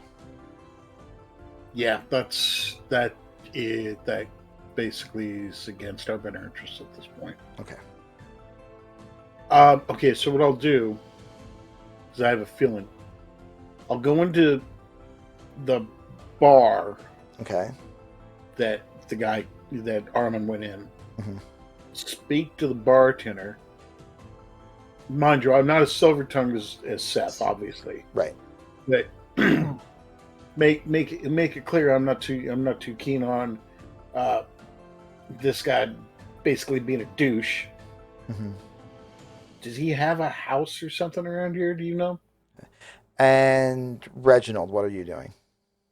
Are you gonna go in with the bar, or are you gonna try to continue to follow the dwarf? I'm going to continue to follow the dwarf, mostly to get out of town just a little bit and see how much traffic there is that would interfere with tracking him. Not necessarily that I'm going to follow him, but see what his tracks look like. Right. Not much in the way of, anything. This is a small rock. Like imagine a small local farming community, and imagine it was the only thing on its own moon. And that's pretty much what you're dealing with. So not a whole lot of traffic, it probably sticks out like a sore thumb? Yes. Okay. After I take note of that, I'll go back Okay. to the bar. You make it back to the bar where Gordon is currently talking to the barkeep and rolling me a persuasion check. Well, okay. Let's see here. Well, Well,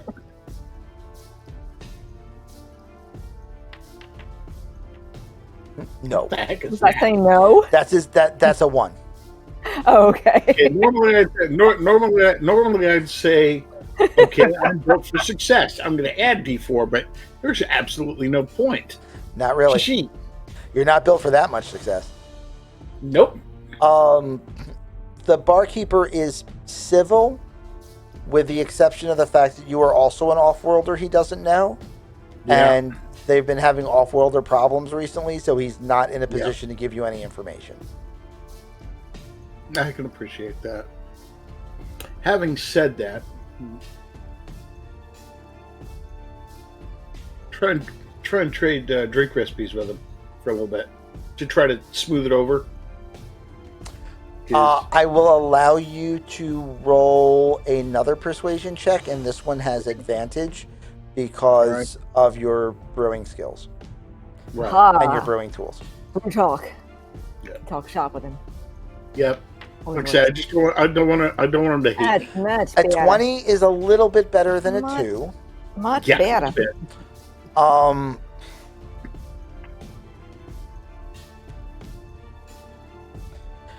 You get from him Mm-hmm. that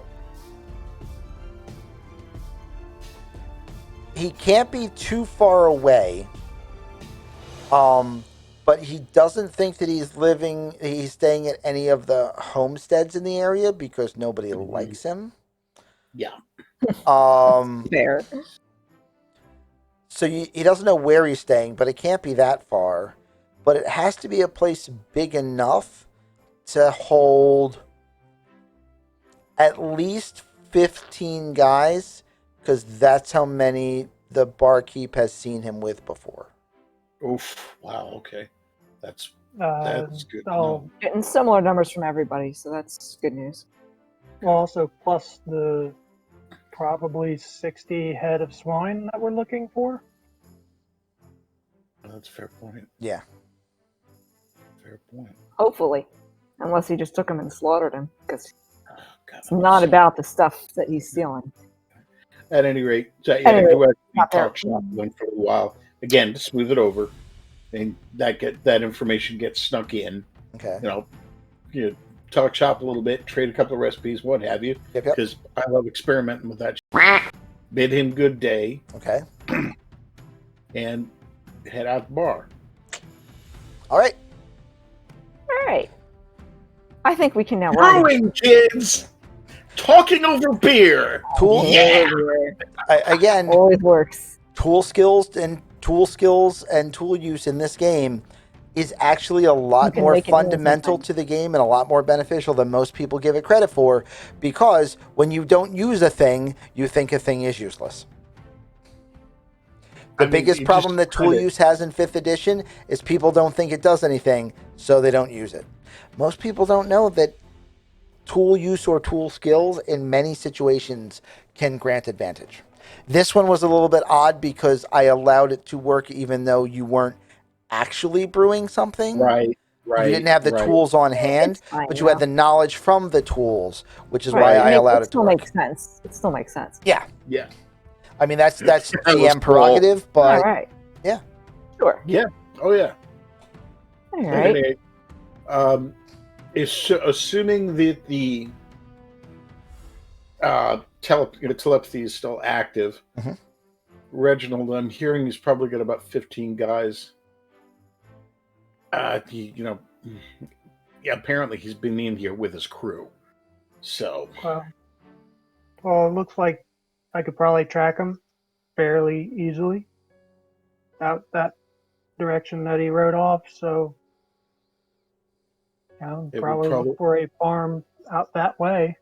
right, it would probably Meanwhile- be best to find our compatriots and then check in with the captain. I was just about to say, I'm going to start walking outside and see if I can ascertain if they're still in town, which way they went. Does it say what the range on your telepathy is? 120. Okay. This place isn't that big. I might still be in range. You're just out of range, but like in a cup with like a minute or two of Saf, and there she is. Well, I'd have to see her. I would have to see her to start the communication. Mm-hmm. Well, I'm going to be out in the open, so it won't take long.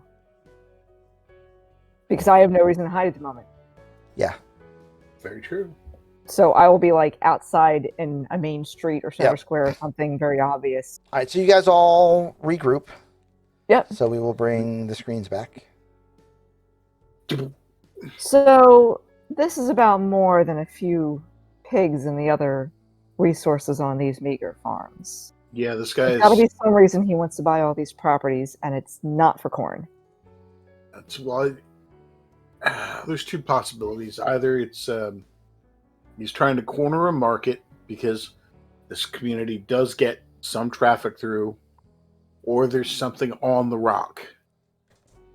But even if it's on the latter, this is a bunch of small markets. It's a pain. It would be a pain to run as only one person for the amount of business that comes through. Yeah, what I'm not getting is why go through the trouble? Why not just find the thing on the rock? Unless it's a considerably more substantial deposit or something. Right, if it's throughout the land or something like that. Yeah. Do you know if we have any way to look for valuable things, like underground or something like that? No, I don't think we do. Not specifically, anyway. Okay. Then we're going to have to see if we can find out from them.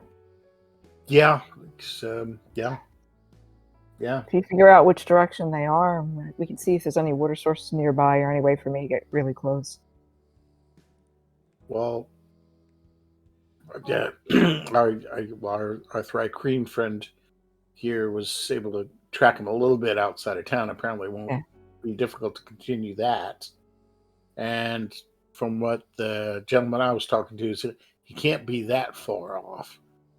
And it's got to be a settlement, wrong word, but it has to be a compound large enough for, call it 16 plus at least one herd of swine.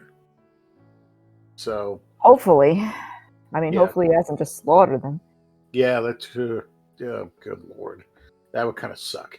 But having said, that's what we're looking for. It looks like, and it sounds like I think you're probably right. He's probably staying nearby because whatever this area is, it's something about this entire area that he wants. Right, that's the whole thing. Yeah. And there's no reason for him to be going really far away if he just keeps coming in to bully people every day. Right. All right. Did you want to make a quick report back first? I really think we should check in with the captain. Okay, it's fine. Okay. On your way back to the ship, everyone roll me a D6. I was gonna say I think that die is getting smaller. Yeah, it's going down. Not my fault. Okay. All right. That almost went badly. You guys make it back to the ship. Yay! Without incident. Download information to Captain and Archibald. Yeah. I don't have any real specifics to say other than just we report what we've run into so far.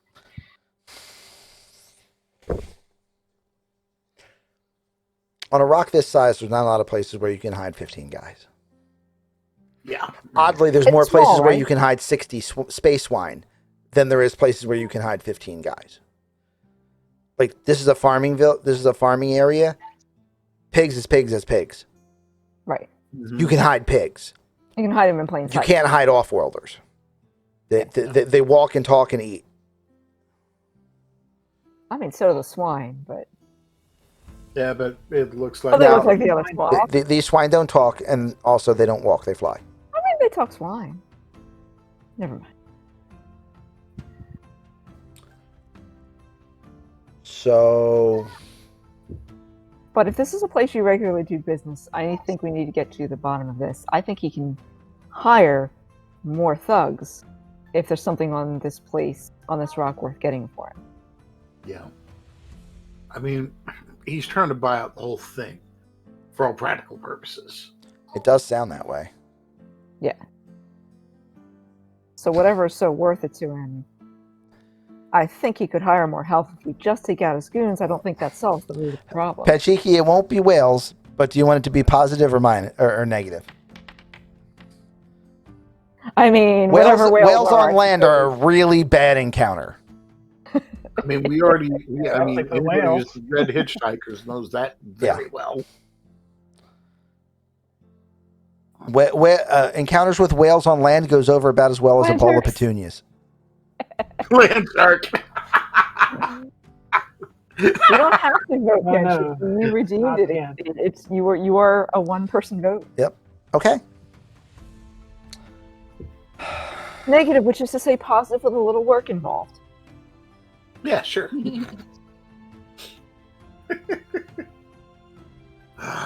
Yeah, but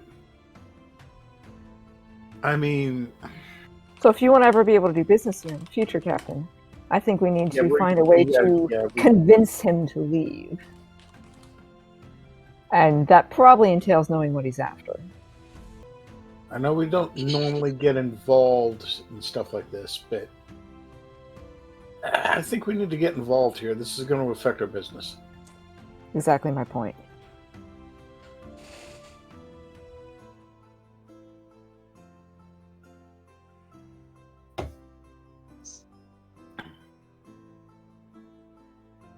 Besides, if we can solve it, we may get good rates here in the future. That's a fair point, yeah. Yep. All right. Right. So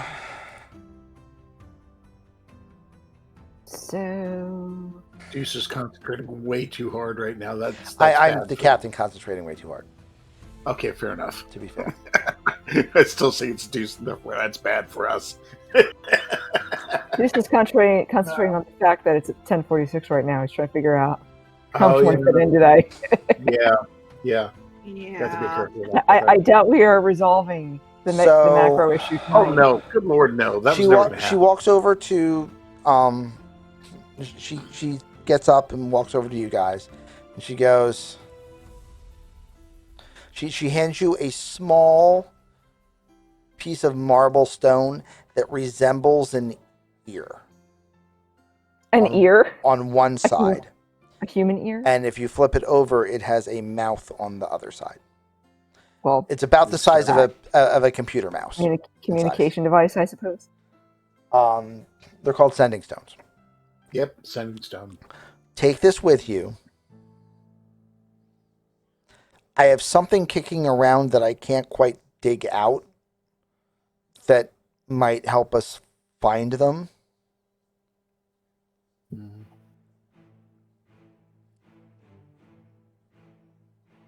But I can't get it yet. But when I get it, I'm going to call you. All right. Yeah. Okay. In the meantime, I would say either search around outside of town. If he keeps going back in and out of town, he's got to be within an hour or two of town tops. So I would say check some of the local farmsteads, check some of the local, like check in town, tail who you can, ask some people quietly. Let's see if we can figure out where they're going. I mean, they could even honestly just be stashing the head in one of the warehouses in town. So the other option, one of the places that have already sold out or abandoned. Yeah. So the other option is if you wanted to kind of do some second floor work and check a bunch of the warehouses in town and see if anybody is holding some space wine in one of the warehouses and it has the mark of the I was gonna say, just Dulles wanna and get Aran farm on it, Yeah. then you know you found our stuff, and we can even solve this without getting involved. Or we can also still get involved, but get them out of town first so that we know we get paid. We'll right. have options. All right. Okay. I vote we search some storage facilities then. All right. Yeah, we'll search First. storage first and look for the Yeah. swine first. For the And if short we run term. into anything else while we're there, yeah. All right. Do I Yes, have ma'am? just a... She likes ma'am, right? Yes. Okay. Probably more than the mum that she gets from Archibald.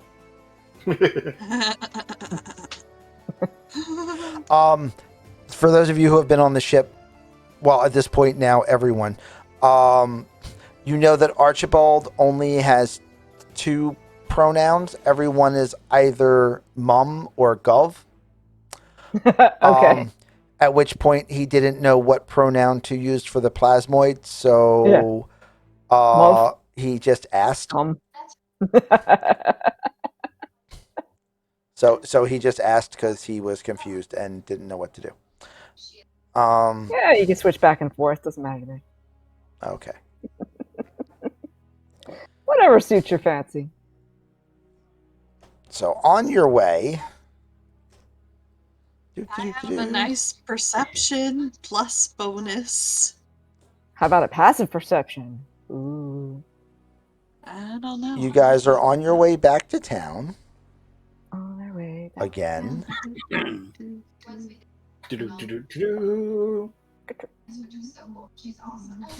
Mauve. Because gum seems Mauve racist for news. Oh, nice. Well done, pants. All right. Everyone roll me a D4. Don't worry, it's not for a random encounter this time.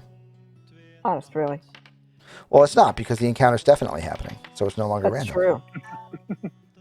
What did I roll? I can't see this stupid dice. Okay. I rolled 3. Ooh.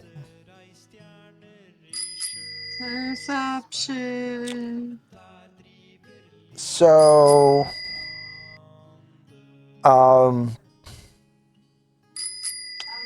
everyone's going to start by taking 5 points of damage.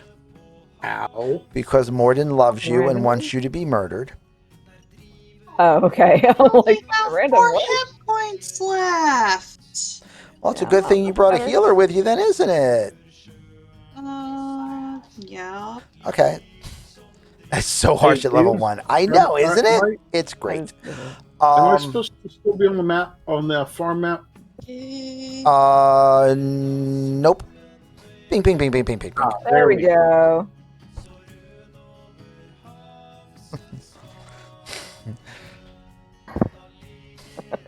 And I never did my spells from the last encounter.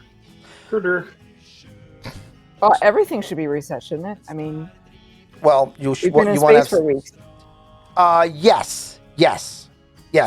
All of your stuff would have been reset from the previous encounter because you would have had 3 weeks of long rests. Yeah. Okay. So I need to hit the button here a bit and. Yep. And then refix your hit points again. Of that. Yeah.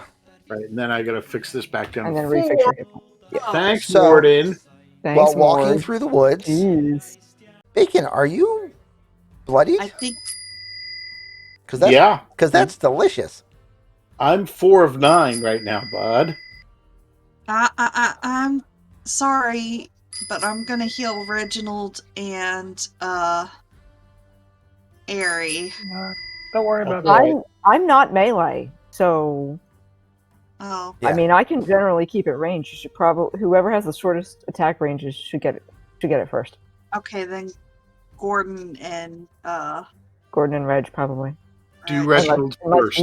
Unless you melee. Okay, Reginald first. Don't worry about me. Why do you say not worry about you? Because he's a vampire. No, wait. He's a vampire.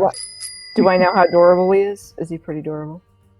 Oh, he said don't worry about him because he had a card he could play to heal back 10 points. Oh, there you are. Oh, well, there you go. So there you go. Okay, then I guess I'll be healing I myself do. and Gordon. Yeah, go ahead. I do also have cards, but I'm not going to play it yet.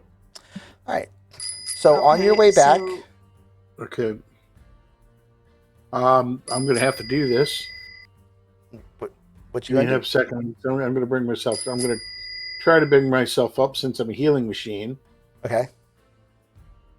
Cast Mending on myself. Mm-hmm. Right? Yep. There we go.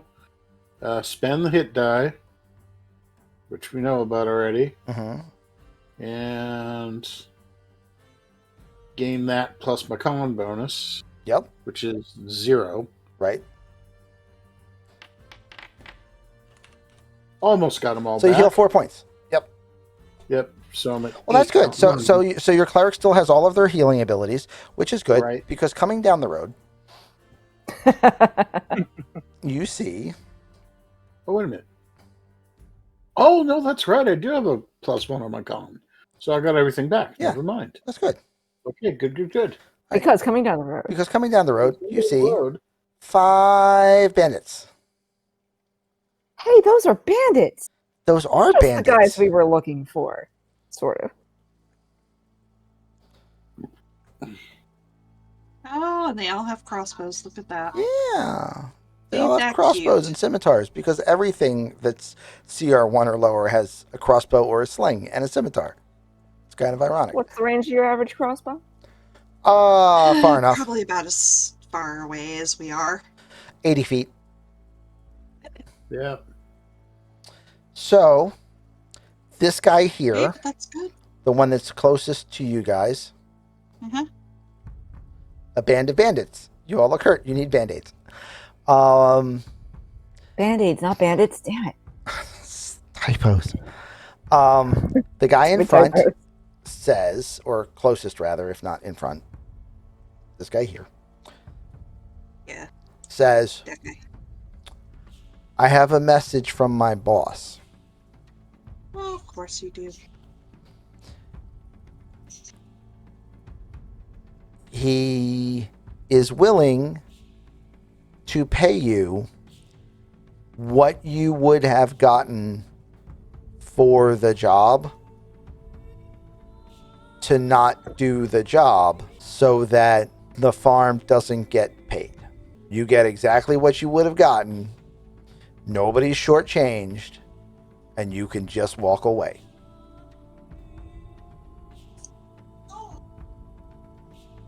Interesting offer. How do you guys feel about that? Hey, you've been with the captain a lot longer. What do you think she'd say? I don't know what the captain would say. I mean, she wouldn't be adverse to the idea. Keeping flying is keeping flying. She probably wouldn't. It probably wouldn't be her first choice. But if it was presented to her as the best available option in a bad situation, she probably also wouldn't balk about it. Personally, I'm against the offer. What do you guys think? Should we go back and check with the captain? Can we? I talked to the bandit. Go back and check. Nobody's stopping you from going that way. Is there any way we can get back in touch with you? We'll be around.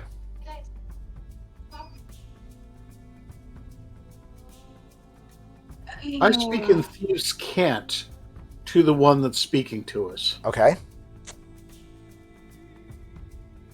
Wave a white flag when you come around. Things might get ugly otherwise. He just chuckles.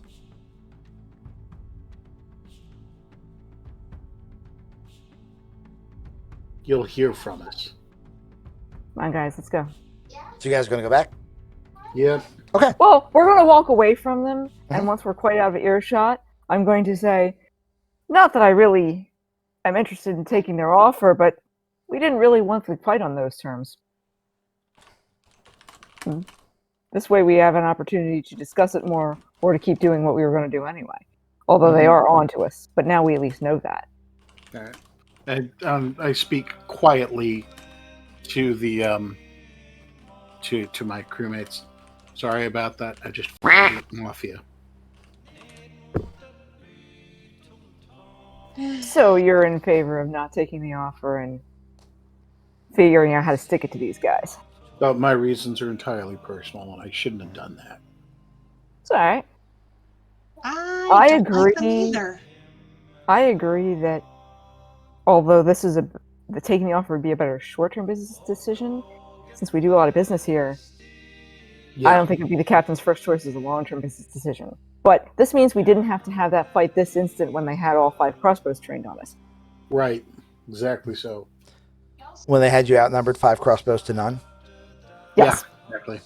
Okay. I mean, if we walk right into Hornet's Nest, we could be outnumbered by them 15 to 1, but this time they knew they were coming and we didn't.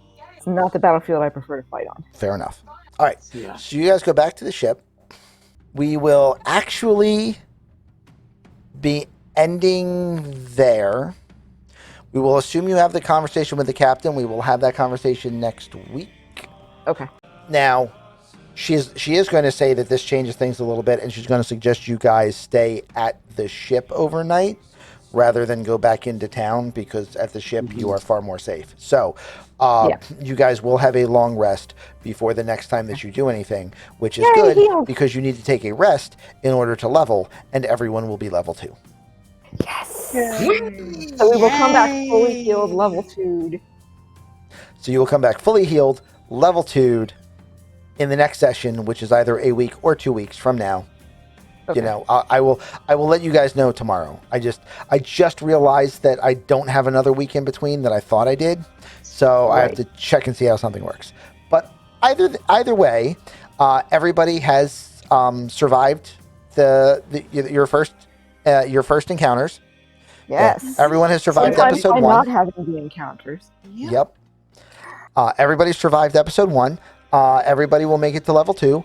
Everybody will be back for the next session without having to roll new characters. So, yay! It is familiar. I will reuse maps occasionally, especially nondescript ones, because maps are hard to make. Yep. It's an outdoor map. It doesn't matter. So everybody will be up to level 2.